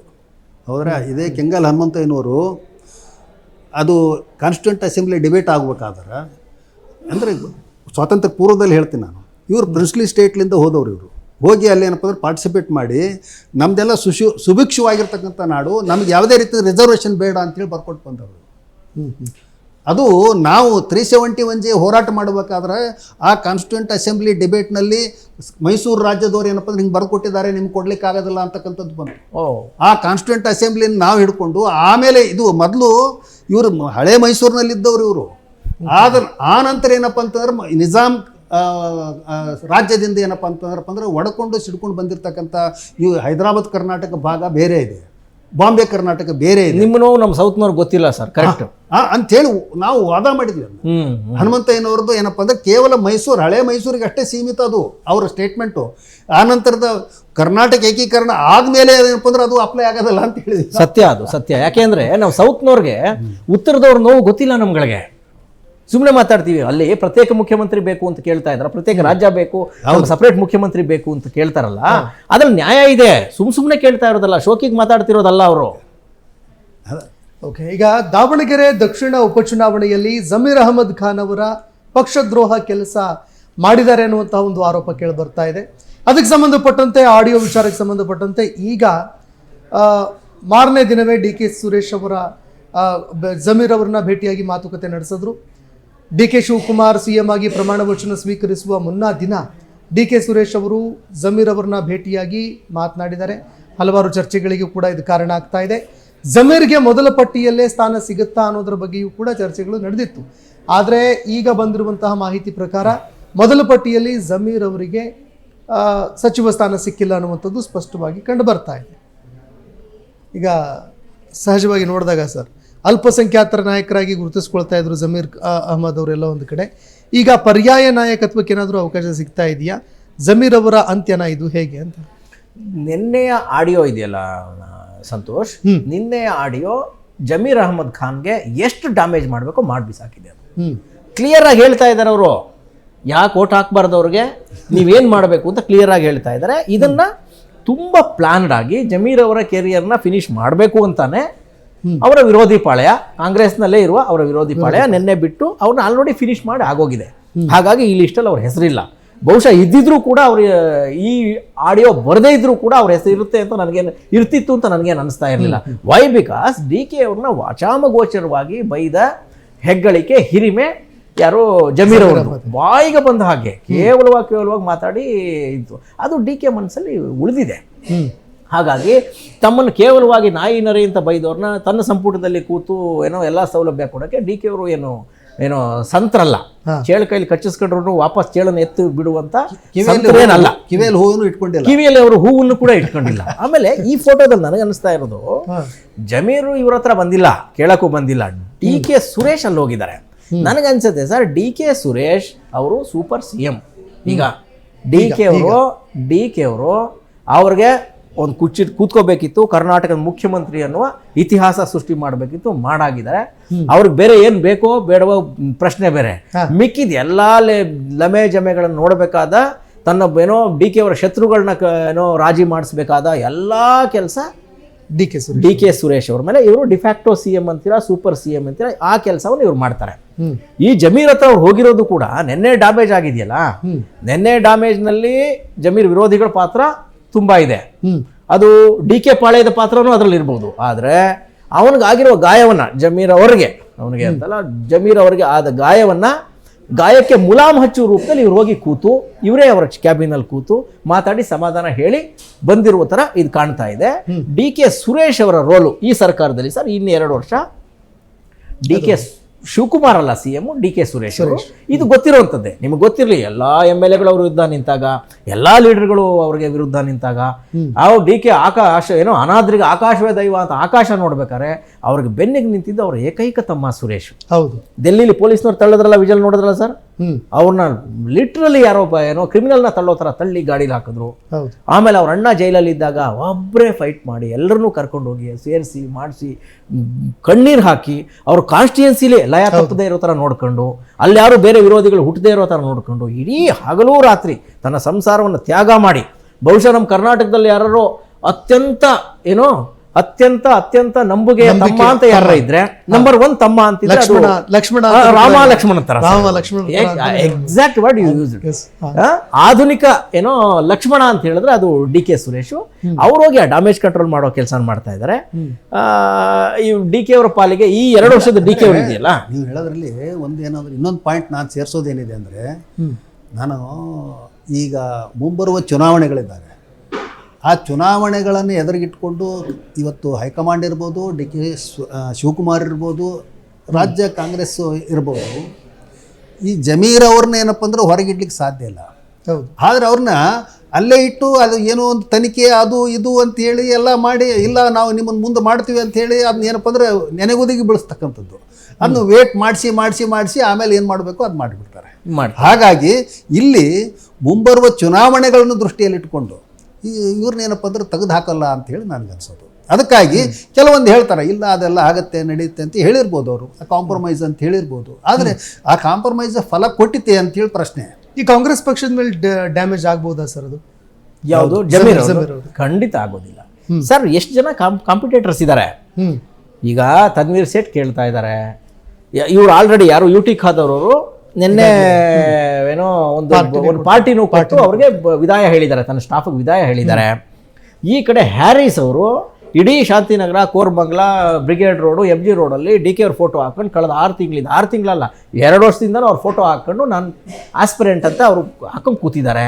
ಹಾಗಾಗಿ ಡಿ ಕೆ ಅವ್ರಿಗೆ ತುಂಬ ಜನ ಮುಸ್ಲಿಂ ಲೀಡರ್ಗಳು, ಈಗೇನು ಆಸ್ಪಿರೆಂಟ್ಗಳಿದಲ್ಲ ಅಷ್ಟೂ ಮುಸ್ಲಿಂ ಲೀಡರ್ಗಳು ಡಿ ಕೆ ಪಾಲ್ಗೆ ಸೇರಾಗಿದೆ. ಹಾಗಾಗಿ ಇದೇನು ಮ್ಯಾಟ್ರೇ ಆಗೋದಿಲ್ಲ. ಅಲ್ಲ, ನನ್ನ ಒಂದು ಲೆಕ್ಕಾಚಾರದಲ್ಲಿ ಇವರೆಲ್ಲರೂ ಏನಿದಾರಲ್ಲ, ಸಲೀಂ ಅವರು ಇರ್ಬೋದು, ಮತ್ತು ಉಳಿದಂಥ ಮುಸ್ಲಿಂ ಹ್ಯಾರಿಸ್ ಅವರು ಅಲ್ಲ, ಆಯಾ ಕ್ಷೇತ್ರಕ್ಕೆ ಸೀಮಿತಪಟ್ಟಿರ್ತಕ್ಕಂಥವ್ರು. ಒಂದು ಅಲ್ಲಿ ಸೀಮಿತವಾಗಿ ಏನಪ್ಪ ಅಂದ್ರೆ ಮುಸ್ಲಿಂ ಸಮುದಾಯದ ಮೇಲೆ ಏನಪ್ಪ ಅಂದರೆ ಒಂದು ಪ್ರಭಾವ ಇಟ್ಕೊಂಡಿರ್ತಕ್ಕಂಥವ್ರು. ಇವರು ಆ ಹೆಚ್ಚಿನ ಮಟ್ಟದಲ್ಲಿ ಏನಪ್ಪ ಅಂತಾರಪ್ಪ ಅಂದರೆ ಒಂದು ಪ್ರಭಾವ ಇಟ್ಕೊಂಡಿದ್ದಾರೆ ಬೆಂಗಳೂರು ಇದರೊಳಗಡೆನೆ ಅಂತಕ್ಕಂಥದ್ದು. ಹೀಗೆ ಆಮೇಲೆ ಕೇರಳಕ್ಕೂ ಏನಪ್ಪ ಅಂದರೆ ಇವ್ರನ್ನ ಏನಪ್ಪ ಅಂದ್ರೆ ಕರೆಸಿ ಸ್ಪೀಚ್ ಮಾಡಿಸಿದ್ರು ಅಲ್ಲಿ. ಹೌದಾ? ಅಲ್ಲಿ ಎಲ್ಲ ಇವರು ಹೋಗಿ ಸ್ಪೀಚ್ ಮಾಡಿದ ಕಡೆಗೆಲ್ಲ ನಾವು ಏನಪ್ಪ ಅಂದ್ರೆ ಮುಸ್ಲಿಂ ಕ್ಯಾಂಡಿಡೇಟ್ ಗೆದ್ದಿದ್ದಾರೆ ಅಂತೇಳಿ ಇವರೊಂದು ಕ್ಲೇಮ್ ಮಾಡಿಕೊಂಡ್ರು. ಆ ಹಿನ್ನೆಲೆಯಲ್ಲಿ ನೋಡಿದ್ರೆ ಅಂತಂದರೆ ಇವ್ರನ್ನವ್ರ ಯಾಕೆ ಬಿಡಬೇಕು, ಬಿಟ್ಟರೆ ಇಮಿಡಿಯೇಟ್ಲಿ ಏನಪ್ಪ ಅಂದ್ರೆ ಹೋಗಪ್ಪ ನೀನು ಕುಮಾರಸ್ವಾಮಿ ಹತ್ರ ಅಂತೇಳಿ ಹೇಳ್ದಂಗೆ ಆಗುತ್ತೆ, ಅಲ್ಲಿ ಹೋಗಿ ಕಳಿಸ್ಬಾರ್ದು ಅಂತಕ್ಕಂಥ ಒಂದು ಸ್ಟ್ರಾಟಜಿನೂ ಇರ್ಬೋದು. ಓಕೆ. ಈಗ ಶಾಸಕ SR ವಿಶ್ವನಾಥ್ ಅವರನ್ನ ಬಿಟ್ಟು ಸುದ್ದಿಗೋಷ್ಠಿ ಮಾಡೋದಕ್ಕೆ ಬಂದರು ಅನ್ನೋ ಕಾರಣಕ್ಕೋಸ್ಕರ ಸಂಸದ ಡಾಕ್ಟರ್ ಕೆ ಸುಧಾಕರ್ ಅವರನ್ನ ಬಿಜೆಪಿ ಕಾರ್ಯಕರ್ತರು ಇವತ್ತು ತರಾಟೆಗೆ ತೆಗೆದುಕೊಂಡ್ರು. ಸಂಸದ ಡಾಕ್ಟರ್ ಕೆ ಸುಧಾಕರ್ ಸಂಗಡಿಗರು ಮತ್ತು ಯಲಹಂಕ ಶಾಸಕ SR ವಿಶ್ವನಾಥ್ ಅವರ ಬೆಂಬಲಿಗರ ನಡುವೆ ವಾಗ್ವಾದ ಕೂಡ ನಡೀತು. ಕೆಲವು ಕಾಲಗಳವರೆಗೆ ಬಿಗುವಿನ ವಾತಾವರಣ ನಿರ್ಮಾಣ ಆಗಿತ್ತು. ಸಂಸದರ ಮುಂದೆನೇ ವಾಗ್ವಾದ ನಡೆದಿದ್ದು ಪೊಲೀಸರ ಮಧ್ಯಪ್ರವೇಶ ಬಳಿಕ ಪರಿಸ್ಥಿತಿ ತಿಳಿಯಾಗಿದೆ. ಯಲಹಂಕದಲ್ಲಿ ವಿಶ್ವನಾಥ್ ವಿರುದ್ಧ ಬಮೂಲ್ ನಿರ್ದೇಶಕ ಕಡತನಮಲೆ ಸತೀಶ್ ಅವರನ್ನ ಪರ್ಯಾಯ ನಾಯಕನಾಗಿ ಬೆಳೆಸೋದಕ್ಕೆ ಹೊರಟಿರುವಂತಹ ಆರೋಪ ಮಾಡಲಾಗ್ತಾ ಇದೆ.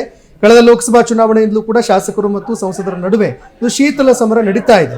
ಚಿಕ್ಕಬಳ್ಳಾಪುರ ಲೋಕಸಭಾ ಕ್ಷೇತ್ರದಲ್ಲಿ SR ವಿಶ್ವನಾಥ್ ಅವರು ತಮ್ಮ ಮಗನಿಗೆ ಟಿಕೆಟ್ ಕೇಳಿದ್ರು, ಆದರೆ ಸುಧಾಕರ್ ಬಿಜೆಪಿ ಟಿಕೆಟ್ ಗಿಟ್ಟಿಸುವಲ್ಲಿ ಯಶಸ್ವಿ ಆಗಿದ್ರು. ಸರಿಗ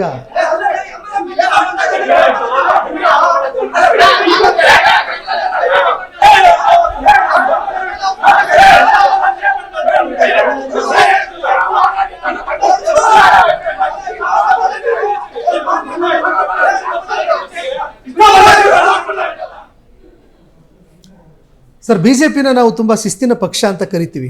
ಆಗಲೇ ಇತ್ತೀಚೆಗೆ ನಾವು ನೋಡಿದಾಗ ಈ ರೀತಿ ಘಟನೆಗಳು ತುಂಬ ನಡೀತಾ ಇದ್ದಾವೆ. ಈ ಪ್ರೆಸ್ ಮೀಟ್ ಮಾಡುವಂಥ ಸಂದರ್ಭದಲ್ಲಿ ಅಥವಾ ಕಾರ್ಯಕ್ರಮ ನಡೀತಾ ಇರೋ ಸಂದರ್ಭದಲ್ಲೇ ಕಾರ್ಯಕರ್ತರ ನಡುವೆ ಯಾರು ನಾಯಕರು ಇರ್ತಾರೆ ಅವ್ರ ಎದುರುಗಡೆನೆ ಈ ರೀತಿ ಕೈ ಮಿಲಾಯಿಸೋದಕ್ಕೆ ಹೋಗುವಂಥ ಹಂತಕ್ಕೂ ಕೂಡ ಗಲಾಟೆಗಳು ನಡೀತಾ ಇದ್ದಾವೆ.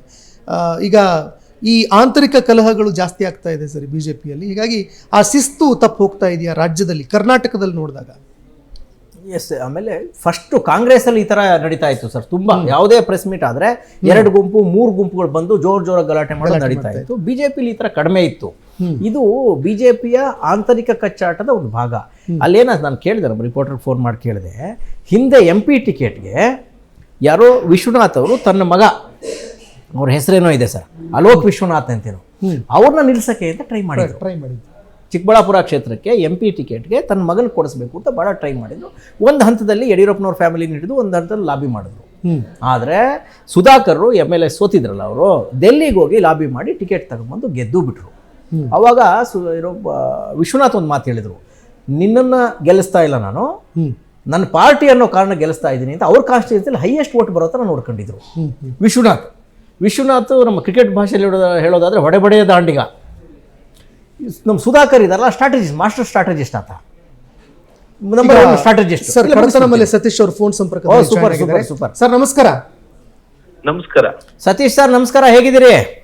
ಚೆನ್ನಾಗಿದೆ. ಏನ್ ಸರ್ ಗದ್ದಲ ಅದು ಇವತ್ತಿಂದು? ಸರ್, ಇವಾಗ ಪಕ್ಷಾತೀತವಾಗಿ ಜಾತ್ಯತೀತವಾಗಿ ಬರ್ತಕ್ಕಂತ 27ನೇ ತಾರೀಕು ಕೆಂಪೇಗೌಡ ಜಯಂತಿಯನ್ನ, ನಾಡಪ್ರಭು ಕೆಂಪೇಗೌಡ ಜಯಂತಿಯನ್ನ ಮಾಡಬೇಕು ಅಂತೇಳಿ ಪೂರ್ವಭಾವಿ ಸಭೆಯನ್ನ, ಪ್ರೆಸ್ ಮೀಟ್ ಅನ್ನ ಕರೆದಿದ್ವು ನಾವು.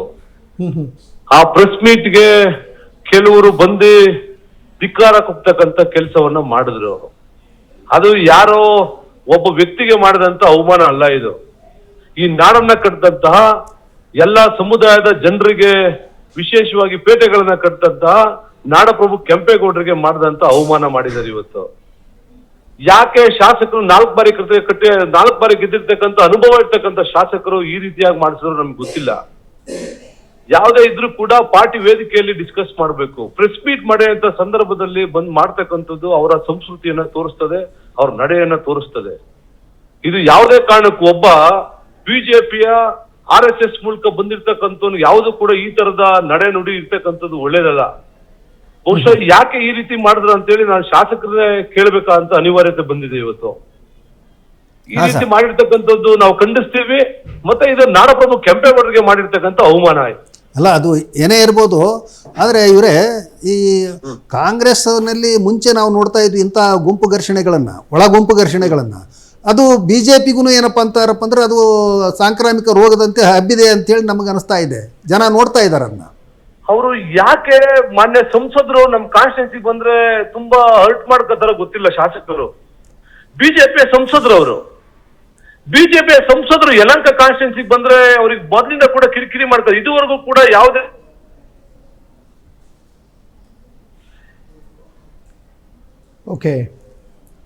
ಶಾಸಕರು ಯಾಕೆ ಹೀಗೆ ಮಾಡ್ತಾವ್ರೆ ಅಂತಕ್ಕಂಥದ್ದು ಕೂಡ ಗೊತ್ತಿಲ್ಲ. ಇದು ಕೂಡ ಮೇಲಿನ ಹೈಕಮಾಂಡ್ ಕೂಡ ಇದನ್ನ ಗಮನಿಸ್ತಾ ಇದೆ. ಮುಂದಿನ ದಿನಗಳಲ್ಲಿ ಬಹುಶಃ ಪಾರ್ಟಿ ಇದನ್ನ ಗಮನಿಸಿ ಒಂದು ತೀರ್ಮಾನವನ್ನ ಮಾಡ್ತಕ್ಕಂಥ ಸಂದರ್ಭ ಬರ್ತದೆ ಅಂತಕ್ಕಂಥದ್ದನ್ನ ಹೇಳಲಿಕ್ಕೆ ಬಯಸ್ತೀನಿ. ಸತೀಶ್ ಸರ್, ನಿಮ್ ರಾಜ್ಯಾಧ್ಯಕ್ಷರ ಇಂಟರ್ವ್ಯೂ ಆಗ್ಲಿಲ್ವಾ ಇದರಲ್ಲಿ ಇದುವರೆಗೆ? ಈಗ ನಿಮ್ದು ನಡೀತಾನೆ ಇದೆ, ನಿಮ್ 2 ಗುಂಪುಗಳದು. ಈಗ ಇವರು ಯಾರೋ ವಿಶ್ವನಾಥ್ ಅವರು ಅಲ್ಲಿ ಸಂದೀಪ್ ರೆಡ್ಡಿ ಅವ್ರನ್ನ ಪುಷ್ ಮಾಡಿ ಅಲ್ಲಿ ಬೆಳೆಸೋ ಟ್ರೈ ಮಾಡ್ತಾರೆ. ಸಂದೀಪ್ ರೆಡ್ಡಿ ಅವರ ಫೋನ್ ಸಂಪರ್ಕದಲ್ಲಿ ಜಾಯ್ನ್ ಆಗಿದ್ದಾರೆ. ಸರ್, ಸಂದೀಪ್ ರೆಡ್ಡಿ ಅವರು, ಸತೀಶ್ ಸರ್, ಒಂದ್ ನಿಮಿಷ ಇರಿ. ಶಾಸಕರು ವಿಶ್ವನಾಥ್ ಅವರು ಕೂಡ ನನ್ನ ಒಂದ್ ನಿಮಿಷ ಕೂಡ ಹೌದು. ಆದ್ರೆ ಯಾಕೆ ಅವರು ಈ ತರದ ಒಂದು ಹೇಳಿಕೆ ಮಾತುಗಳನ್ನ ಮತ್ತೆ ಅವ್ರು ಹೇಳ್ತಕ್ಕಂಥದ್ದನ್ನ ಕೇಳಿ ಬಹುಶಃ ಮಾಡ್ತಾ ಇದಾರೋ ಅಥವಾ ಯಾಕೆ ಈ ತರ ಮಾಡ್ತಾ ಇದಾರೆ ಅಂತೇಳಿ ಗೊತ್ತಿಲ್ಲ ಸರ್. ಇದು ಬಹುಶಃ ಹೈಕಮಾಂಡ್ ಅಲ್ಲಿ ಕೂತ್ಕೊಂಡು ತೀರ್ಮಾನ ಮಾಡ್ತಕ್ಕಂಥದ್ದು, ಬಹಳ ಬೇಗ ತೀರ್ಮಾನ ಮಾಡ್ತಕ್ಕಂಥ ಅವಶ್ಯಕತೆ ಇದೆ ಪಾರ್ಟಿ ದೃಷ್ಟಿಯಿಂದ ಅಂತೇಳಿ ನನ್ನ ಭಾವನೆ ಸರ್. ಓಕೆ, ಇರಿ ಸರ್, ಹಂಗೆ ಹೋಲ್ಡ್ ಮಾಡಿ ಸರ್, ಅಲ್ಲೇ ಇರಿ, ಲೈನ್ ಅಲ್ಲಿ ಇರಿ ಸರ್, ಮಾತಾಡ್ಸಿ. ಓಕೆ, ಸಂದೀಪ್ ರೆಡ್ಡಿ ಸರ್, ಕೇಳಿಸ್ತಿದ್ಯಾ? ಕೇಳಿಸ್ತಿದೆ ಸರ್. ಸರ್, ಮಾತಾಡಿ. ಏನಾಯ್ತು ಸರ್? ಏನು ಇಲ್ಲ, ನನ್ಗೆ ಆಕ್ಚುಲಿ ಇವತ್ತು ಅದು ವಿಡಿಯೋಸ್ ಎಲ್ಲ ಬಂದಾಗ ನಂಗೆ ಇಲ್ಲಿ ಯಾವ್ದೋ ನಮ್ಮ ಹೈಕೋರ್ಟ್ ಜಡ್ಜ್ ಅವ್ರು ಬಂದಿದ್ರು, ಚಿಕ್ಕಬಳ್ಳಾಪುರದಲ್ಲಿ ಒಂದು ಕಾರ್ಯಕ್ರಮ ಇತ್ತು, ಅದ್ರಲ್ಲಿ ಕೂತಿದ್ದೆ. ಈಗ ಹೊರಗಡೆ ಬಂದೆ. ಅದ್ರ ಬಗ್ಗೆ ತುಂಬಾ ಇದಿಲ್ದಿರ ಇದ್ರು ನಾನು ಸ್ವಲ್ಪ ಒಂದಷ್ಟು ಗ್ಲಿಮ್ಸ್ ಮಾತ್ರ ನೋಡ್ದೆ. ಏನಲ್ಲಿ ನಡೀತಾ ಇದೆ, ಅದೇನ್ ಬೇಡದೇ ಇರೋ ಅಂತಹ ಕೆಲಸ ಚಿಕ್ಕಬಳ್ಳಾಪುರದಲ್ಲಿ ಏನ್ ಆಗ್ತಿದೆ ಇವತ್ತು, ಸಾರಿ ಯಲಹಂಕ ಅಲ್ಲಿ. ಸಂದೀಪ್ ಸರ್, ಇಡೀ ಎಪಿಸೋಡ್ಗೆ ನೀವೇ ಕಾರಣ ಅಂತ ಡಿಸ್ಕಷನ್ ಇರೋದು. ಏನ್ ನಾನ್ ಯಾಕೆ ಕಾರಣ ಆಗ್ತೀನಿ ಸರ್? ನನ್ಗೇನ್ ಕಾರಣ ಸರ್? MLA ವಿಶ್ವನಾಥ್ ಅವರು ನಿಮ್ಮನ್ನ ಆ ಕಾನ್ಸ್ಟಿಟ್ಯೂನ್ಸಿಲಿ ಸುಧಾಕರ್ ಅವ್ರ ಎದುರುಗಡೆ ನಿಲ್ಸಿ ನಿಮ್ಮನ್ನ ಗೆಲ್ಲಿಸಲೇಬೇಕು ಅಂತ ಪಣ ತೊಟ್ಟಿದ್ದಾರೆ. ಅಲ್ಲಿ ನೀವು ಹೆಜ್ಜೆ ಸುಧಾಕರ್ ಅವರಿಗೆ ತೊಂದರೆ ಮಾಡ್ತಾ ಇದ್ದೀರಿ, ಅದಕ್ಕೆ ಪುಷ್ ಮಾಡ್ತಾ ಇದ್ದಾರೆ. ಇಲ್ಲ, ಕಡತ ಮೇಲೆ ಅವ್ರೇನಾದ್ರು ಚೆನ್ನಾಗಾದ್ರೆ ನಮ್ಗೇನ್ ಖುಷಿನೇ. ಅದ್ರದ್ದು ಬೇರೆ ವಿಚಾರ. ನಾನಲ್ಲಿ ಚಿಕ್ಕಬಳ್ಳಾಪುರದಲ್ಲಿ ನನ್ನ ಬೆಳೆಸಿದ್ರೆ ವಿಶ್ವಣ್ಣ, ಅಲ್ಲಿ ಚಿಕ್ಕಬಳ್ಳಾಪುರದಲ್ಲಿ ಬೆಳೆಸ್ತಾರೆ ಅನ್ನೋದು ತಪ್ಪಲ್ವಾ ಸರ್? ಈಗ ಬೇರೆ ಬೇರೆ ಯುವಕರನ್ನ ಬೆಳೆಸ್ಬೇಕಾಗಿರೋದು ನಮ್ ಕ್ಷೇತ್ರದಲ್ಲಿ. ಇವಾಗ ಯಾಕಂತಂದ್ರೆ ಇಲ್ಲಿ ಕ್ಷೇತ್ರ ಖಾಲಿ ಇದೆ. ಈಗ ಸುಧಾಕರ್ ಅವರು MP ಆಗಿ ಹೋಗಿದ್ದಾರೆ. ಈಗ ಸುಧಾಕರ್ ಅವರು MP ಆಗಿ ಹೋದಾಗ ಇನ್ನೊಂದಷ್ಟು ಜನ ಆಕಾಂಕ್ಷಿಗಳು ಸಹಜವಾಗೇ ಇರ್ತಾರೆ. ಅದು ಬಿಟ್ಬಿಟ್ಟು ನನ್ಗೇನ್ ವಿಶೇಷವಾಗಿ ವಿಶ್ವಣ್ಣ ಏನಾದ್ರು ಬಂದು ಇಲ್ಲೇನೋ ಬೆಳೆಸ್ತಾ ಇದಾರೆ ಆ ತರದ್ ಏನು ಇಲ್ಲ ಇಲ್ಲಿ. ಸರ್, ಇನ್ನೊಂದು ಸುದ್ದಿ ಹರಿದಾಡ್ತಿದೆ ನಿಮ್ ಕಾನ್ಸ್ಟಿಟ್ಯೂನ್ಸಿಲಿ, ಸುಧಾಕರ್ ಅವರು ನೆಕ್ಸ್ಟ್ ಕಾಂಗ್ರೆಸ್ಗೆ ಬರ್ತಾರೆ, ಆಲ್ರೆಡಿ ಚರ್ಚೆ ಶುರುವಾಗಿದೆ ಅಂತ.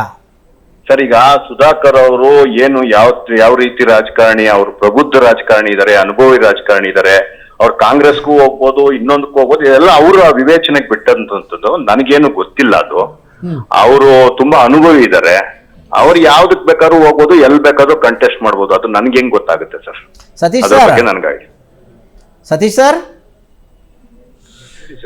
ಸತೀಶ್ ಅವರು ಇಲ್ಲಲ್ಲ? ಕೇಳಿಸ್ತಾರೆ ಹೇಳಿ ಸರ್, ಕೇಳಿಸ್ತಾರೆ ಹೇಳಿ ಸರ್. ಸರ್, MLA ಅವರು MP ಅವ್ರನ್ನ BJP ಬಿಡಿಸ್ತೀನಿ ಅಂತ ಕೂತಿದ್ದಾರೆ ಅಂತ ಚರ್ಚೆ.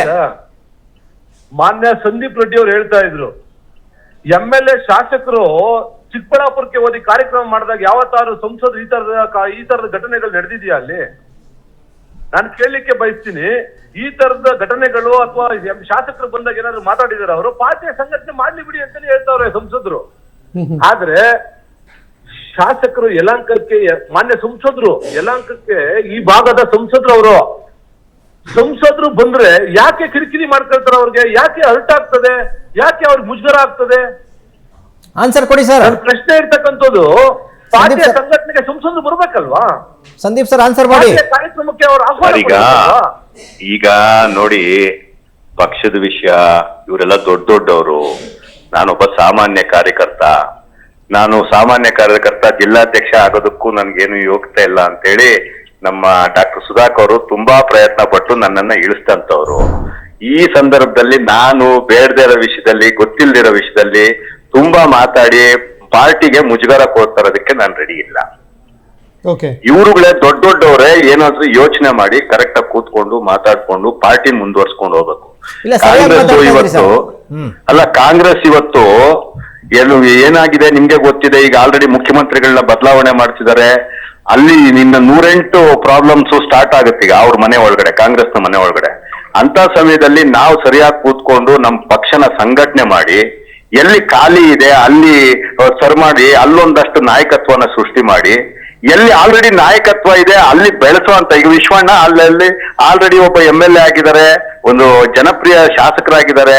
ಮುಂದೆ ಅವ್ರಿಗೆ ಇನ್ನೊಂದು 4-5 ಕ್ಷೇತ್ರಗಳಲ್ಲಿ ಗೆಲ್ಸೋಂತ ಶಕ್ತಿ ಇರುವಂತಹ ಶಕ್ತಿಯನ್ನ ಬೆಳೆಸ್ಕೊಂಡಿದ್ದಾರೆ ಯಾರು? ವಿಶ್ವಣ್ಣ ಅವರು.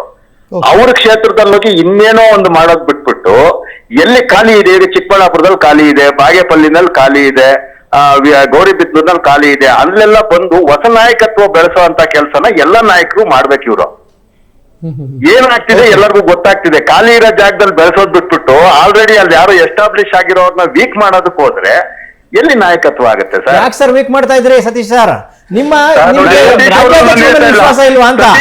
ಸತೀಶ್ ಅವ್ರಿಗೆ ಹೇಳ್ತಾ ಇಲ್ಲ ನಾನು, ಸತೀಶ್ ಅವ್ರಿಗೆ ಹೇಳ್ತಾ ಇಲ್ಲ. ಆಯ್ತು ಸರ್, ನನ್ಗೆ ಹೇಳಿ, ತೊಂದರೆ ಇಲ್ಲ. ಸತೀಶ್ ಅವ್ರಿಗೆ ವಿಶ್ವಾಸ ಇಲ್ವಾ ಅಂತ? ಯಾರು? ಸತೀಶ್ ಸರ್, ರಾಜ್ಯಾಧ್ಯಕ್ಷರ ಮೇಲೆ ವಿಶ್ವಾಸ ಇಲ್ವಾ? ಹೈಕಮಾಂಡ್ ಅಂತ ಹೇಳ್ತಾ ಇದ್ರಿ. ಏನು ನಿಮ್ ರಾಜ್ಯಾಧ್ಯಕ್ಷರ ರೋಲ್ ಏನು ಗಲಾಟೆಯಲ್ಲಿ? ಸಂದೀಪ್ ರೆಡ್ಡಿ ಅವರು ಒಳ್ಳೆಯ ಪ್ರಶ್ನೆನೇ ಎತ್ತಿದ್ರು.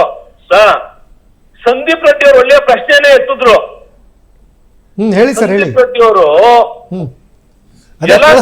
ಸಂಸದರು ಹೌದಾ ಅಲ್ವಾ? ಡಾಕ್ಟರ್ ಸುಧಾಕರ್ ಅವರು ಯಲಹಂಕಕ್ಕೆ ಸಂಸದರು ಹೌದಾ ಅಲ್ವಾ? ಇಲ್ಲ, ಈಗ ನಾಗರಾಜ್ ಅವ್ರು ಕೇಳ್ತಾ ಇರೋದು ಏನಂತ ಹೇಳಿದ್ರೆ, ನಿಮ್ಮ ರಾಜ್ಯಾಧ್ಯಕ್ಷರು ಏನ್ ಮಾಡ್ತಾ ಇದ್ದಾರೆ ಇಂಥ ಜಗಳಗಳಲ್ಲಿ? ಸಂಸದರು ಬರಬಾರ್ದು ಅನ್ನೋದಿದೆಯಲ್ಲ, ಆ ಮನಸ್ಥಿತಿಯನ್ನು ಬಿಡಬೇಕು ಶಾಸಕರು. ವಿಜಯೇಂದ್ರ ಅವರು ಏನ್ ಮಾಡ್ತಾ ಇದ್ದಾರೆ, ಅವ್ರ ಪಾತ್ರ ಏನು ಅಂತ ಅದನ್ನ ಹೇಳಿ. ಅವರು ಪಕ್ಕದಲ್ಲಿ ಇರ್ತಕ್ಕಂಥದ್ದು ಗೋರಿಬಿದ್ದೂರು ಮಾಡ್ಬೋದಲ್ಲ? ಯಲಹಂಕ ಶಾಸಕರು ಹೋಗಿ ಗೋರಿಬಿದ್ದೂರು ಸಂಘಟನೆ ಮಾಡ್ಬೋದಲ್ಲ? ಹಂಗಾದ್ರೆ ಪಕ್ಕದಿಂದ ಬ್ಯಾಟ್ರಾಪುರ ಸಂಘಟನೆ ಮಾಡ್ಬೋದಲ್ಲ? ಹಂಗಾದ್ರೆ ನೆಲಮಂಗಲ ಸಂಘಟನೆ ಮಾಡ್ಬೋದಲ್ಲ? ಹಂಗಾದ್ರೆ ಶಾಸಕರು ಹೋಗಿ ಚಿಕ್ಕಬಳ್ಳಾಪುರನೇ ಹೋಗಿ ಸಂಘಟನೆ ಮಾಡ್ಬೇಕಾ? ಹಂಗಾದ್ರೆ ಚಿಕ್ಕಬಳ್ಳಾಪುರ ಮಾಡಬಾರ್ದು ಅಂತಿದ್ಯಾ? ಚಿಕ್ಕಬಳ್ಳಾಪುರ ಮಾಡಬಾರ್ದು ಅಂತಿದ್ದೇನ್ರಿ? ಚಿಕ್ಕಬಳ್ಳಾಪುರ ಮಾಡಬಾರ್ದು ಅಂತಿದ್ಯಾ? ನೋಡಿ, ಹೆಬ್ಬಾಳ ಸಂಘಟನೆ ಮಾಡ್ಬೋದಲ್ಲ ಸಂದೀಪ್ ಅವರೇ? ಚಿಕ್ಕಬಳ್ಳಾಪುರ ಮಾಡಬಾರ್ದು ಅಂತಿದ್ಯಾ? ಎಲ್ಲಿಗೆ ಹೋಗಿಲ್ಲ. ವಿಶ್ವಣ್ಣ ಗೌರಿಬಿದ್ನೂರ್ಗೂ ಹೋಗಿದ್ದಾರೆ. ಗೌರಿಬಿದ್ನೂರ್ಗೂ ಹೋಗಿ ಸಂಘಟನೆ ಮಾಡ್ತಿದ್ದಾರೆ. ನೆಲಮಂಗಲಕ್ಕೆ ಹೋಗಿ ಸಂಘಟನೆ ಮಾಡ್ತಿದ್ದಾರೆ. ಬಾಗೇಪಲ್ಲಿನಲ್ಲಿ ಸಂಘಟನೆ ಮಾಡ್ತಿದ್ದಾರೆ. ಬಾಗೇಪಲ್ಲಿನಲ್ಲಿ ಶಾಸಕರು ಬಂದಿರ್ತಕ್ಕಂಥದಕ್ಕೆ ಅಡ್ಡಿಪಡಿಸವ್ರೆ ಚಿಕ್ಕಬಳ್ಳಾಪುರ. ಸತೀಶಣ್ಣ ಬಾಗೇಪಲ್ಲಿಯಲ್ಲಿ 62,000 ಓಟ್ ತಗೊಂಡಿದ್ದಂತಹ ವ್ಯಕ್ತಿನ ಬೆಳೆಸೋದಕ್ಕೆ ಪ್ರಯತ್ನ ಪಡ್ತಾರೆ ವಿಶ್ವಣ್ಣ. ಅಲ್ಲಿ ಅವ್ರನ್ನ ಹಿಂದಕ್ಕೆ ಎಳೆಯಕ್ ಪ್ರಯತ್ನ ಪಟ್ಟಿದ್ ಯಾರು ಹೇಳ್ರಿ ಸತೀಶಣ್ಣ? ಅಲ್ಲಿ ತೊಂದರೆ ಕೊಡೋಕೆ ಹೊಟ್ಟಿರೋದು ಯಾರನ್ನ? ಅಣ್ಣ ನಾನು ಅಲ್ಲಿಂದ ನನಗೆ ಗೊತ್ತಿಲ್ಲ, ನಾನು ಅಷ್ಟು ದೊಡ್ಡವನಲ್ಲ, ನನ್ಗೆ ಬಾಗೇಪಲ್ಲಿ ವಿಚಾರ ಗೊತ್ತಿಲ್ಲ. ಆದ್ರೆ ಎಫ್ಐಆರ್ ವಿಚಾರ ಗೊತ್ತಿದೆ ನನಗೆ. ಎಫ್ಐಆರ್ ವಿಚಾರ ಗೊತ್ತಿದೆ ನನಗೆ. ಏನ್ ಗೊತ್ತಿದೆ? ಬಿಜೆಪಿ ಸಂಘಟನೆ ಮಾಡಕ್ಕೆ ಶಾಸಕರು ಮನ್ಸು ಮಾಡಲ್ಲ. ಅಲ್ಲ, ನೀವ್ ಎಲ್ಲೋ ಮಾಡಿರೋದನ್ನ ಬಿಟ್ಬಿಟ್ಟು ಮಾಡಿಲ್ಲ ಅಂತ ಹೇಳ್ತಾ ಇದ್ದೀರಣ್ಣ. ಎಫ್ಐಆರ್ ಅವ್ರು ಬೀಗ್ರು ಅಂತಾರೆ. ನೀವ್ ಮಾಡಿರೋದನ್ನ ಅಪ್ರಿಶಿಯೇಟ್ ಮಾಡೋದ್ ಬಿಟ್ಬಿಟ್ಟು ನೀವ್ ಮಾಡಿಲ್ಲ ಅಂತ ಹೇಳ್ತಿಲ್ಲಣ್ಣ. ಅಲ್ಲಣ್ಣ ನಾನು ಹೇಳ್ತಕ್ಕಂಥದ್ದು ಯಲಹಂಕದಲ್ಲಿ ಸದೃಢವಾಗಿರುವಂತಹ ಬಿಜೆಪಿ ಪಕ್ಷದಲ್ಲಿ ಮೂರ್ ಮನೆ ಮಾಡಿದ್ರೆ ಕೇಳಿಸ್ಕೊ. ನನಗಿಂತ ಹಿರಿಯರಿದ್ದೀರಿ ಸಂದೀಪಣ್ಣ ನೀವು. ಸಂದೀಪಣ್ಣ ನನಗಿಂತ ಹಿರಿಯರಿದ್ದೀರಿ ನೀವು. ನಾನು ಹೇಳ್ತಕ್ಕಂಥದ್ದು ಶಾಸಕರು ಸಂಸದರ ಜೊತೆ ಇಬ್ರು ಕೂತ್ಕೊಂಡು ಮಾತಾಡಿದ್ರೆ ಈ ಪ್ರಶ್ನೆ ಉದ್ಭವಿಸಲ್ಲ. ಈ ಕೆಲಸ ನಿಮ್ಮ ಅಧ್ಯಕ್ಷರು ಮಾಡ್ಬೇಕಲ್ಲ ಸರ್, ರಾಜ್ಯಾಧ್ಯಕ್ಷರು. ಏನೋ ಡಿಸ್ಪ್ಯೂಟ್ ಬರುತ್ತೆ ಸಹಜ. ಅವ್ರ ರೋಲ್ ಏನಕ್ಕೆ ಅವ್ರು ಮೌನವಾಗಿದ್ದಾರೆ ಅಂತ ನನ್ನ ಪ್ರಶ್ನೆ. ಇಬ್ಬರಲ್ಲೊಬ್ರು ಗೊತ್ತಿದ್ರೆ ಹೇಳಿ. ಇದು ನನ್ನ ಕೇಳಿದ್ರೆ ನನ್ನ ಮಟ್ಟಿಗೆ ನಾನ್ ದೊಡ್ಡವ್ರ ವಿಚಾರ ಹೆಂಗ್ ಸಹ ಹೇಳ್ತಕ್ಕಂಥದ್ದು. ಬಟ್ ನಾನು ಒಂದೇ ಹೇಳ್ತಕ್ಕಂಥದ್ದು, ಪಾರ್ಟಿ ಸಂಘಟನೆ ಆಗ್ಬೇಕು. ಪಾರ್ಟಿ ಸಂಘಟನೆ ಆಗೋ ದೃಷ್ಟಿಯಿಂದ ನಾವು ಯಾವ ಬೇಕಾದ್ರೆ ದುಡಿಲಿಕ್ಕೆ ರೆಡಿ ಇದೀವಿ. 24 ಗಂಟೆ ಕೆಲಸ ಮಾಡಕ್ ರೆಡಿ ಇದೀವಿ ಸರ್. ಪಾರ್ಟಿ ಒಳ್ಳೇದಾಗ್ಬೇಕು. ಯಾಕೆ ಇದನ್ನ ಬಗೆಹರಿಸ್ತಕ್ಕಂಥ ಮನ್ಸು ಮಾಡಿಲ್ಲ ಅಂತಕ್ಕಂಥ ನಮಗೂ ಕೂಡ ಆಶ್ಚರ್ಯ ಆಗ್ತದೆ ಇದು. ಸರ್ ಇವತ್ತು ಟೈಮ್ ಆಯ್ತು. ನಾಳೆ ನಮ್ಮ ರಿಪೋರ್ಟರ್ ತಮ್ಮ ಮನೆಗೆ ಕಳಿಸ್ತೀವಿ. ಸುದೀರ್ಘವಾಗಿ ನೀವು ಮಾತಾಡಿ ಸರ್. ಅನಿವಾರ್ಯ ಬೇಗ ಶುರು ಆಗ್ಬೇಕಿತ್ತು. ನಿಮ್ಗೆ ಫೋನು ಲಾಸ್ಟ್ ಸಿಕ್ತು ಅಂತ ಲೇಟ್ ಆಗೋಯ್ತು ಸರ್. 9 ಗಂಟೆ ಬುಲೆಟಿನ್ ಮುಗಿಸ್ತಾ ಇದೀವಿ. Thank you so much sir, Satish sir ಮತ್ತೆ Sandeep sir. Thank you so much. Okay, thank you Sandeep sir ಹಾಗೂ ಸತೀಶ್ ಸರ್ ಇಬ್ರು ನಮ್ಮ ಜೊತೆಗೆ ಮಾತನಾಡಿದ್ರೆ. ಅದೇ ರೀತಿಯಾಗಿ ನಾಗರಾಜ್ ಸರ್ ನೀವು ಕೂಡ ಬಹಳಷ್ಟು ವಿಚಾರಗಳನ್ನು ಹಂಚಿಕೊಂಡ್ರೆ ನಿಮಗೂ ಕೂಡ ಧನ್ಯವಾದಗಳು. ಅದೇ ರೀತಿಯಾಗಿ ಗಂಗಾಧರ್ ಸರ್ ನಿಮಗೂ ಕೂಡ ಥ್ಯಾಂಕ್ ಯು. ಮತ್ತೆ ನಾಳಿನ ಬೆಳವಣಿಗೆಗಳ ಜೊತೆಗೆ ಬೆಂಕಿಯ ವಿಶ್ಲೇಷಣೆಯೊಂದಿಗೆ ಫ್ರೀಡಮ್ ಫೈರ್ನಲ್ಲಿ ನಿಮ್ಮೊಂದಿಗೆ ಸಂಪರ್ಕ ಮಾಡ್ತೀನಿ. ನಮಸ್ಕಾರ.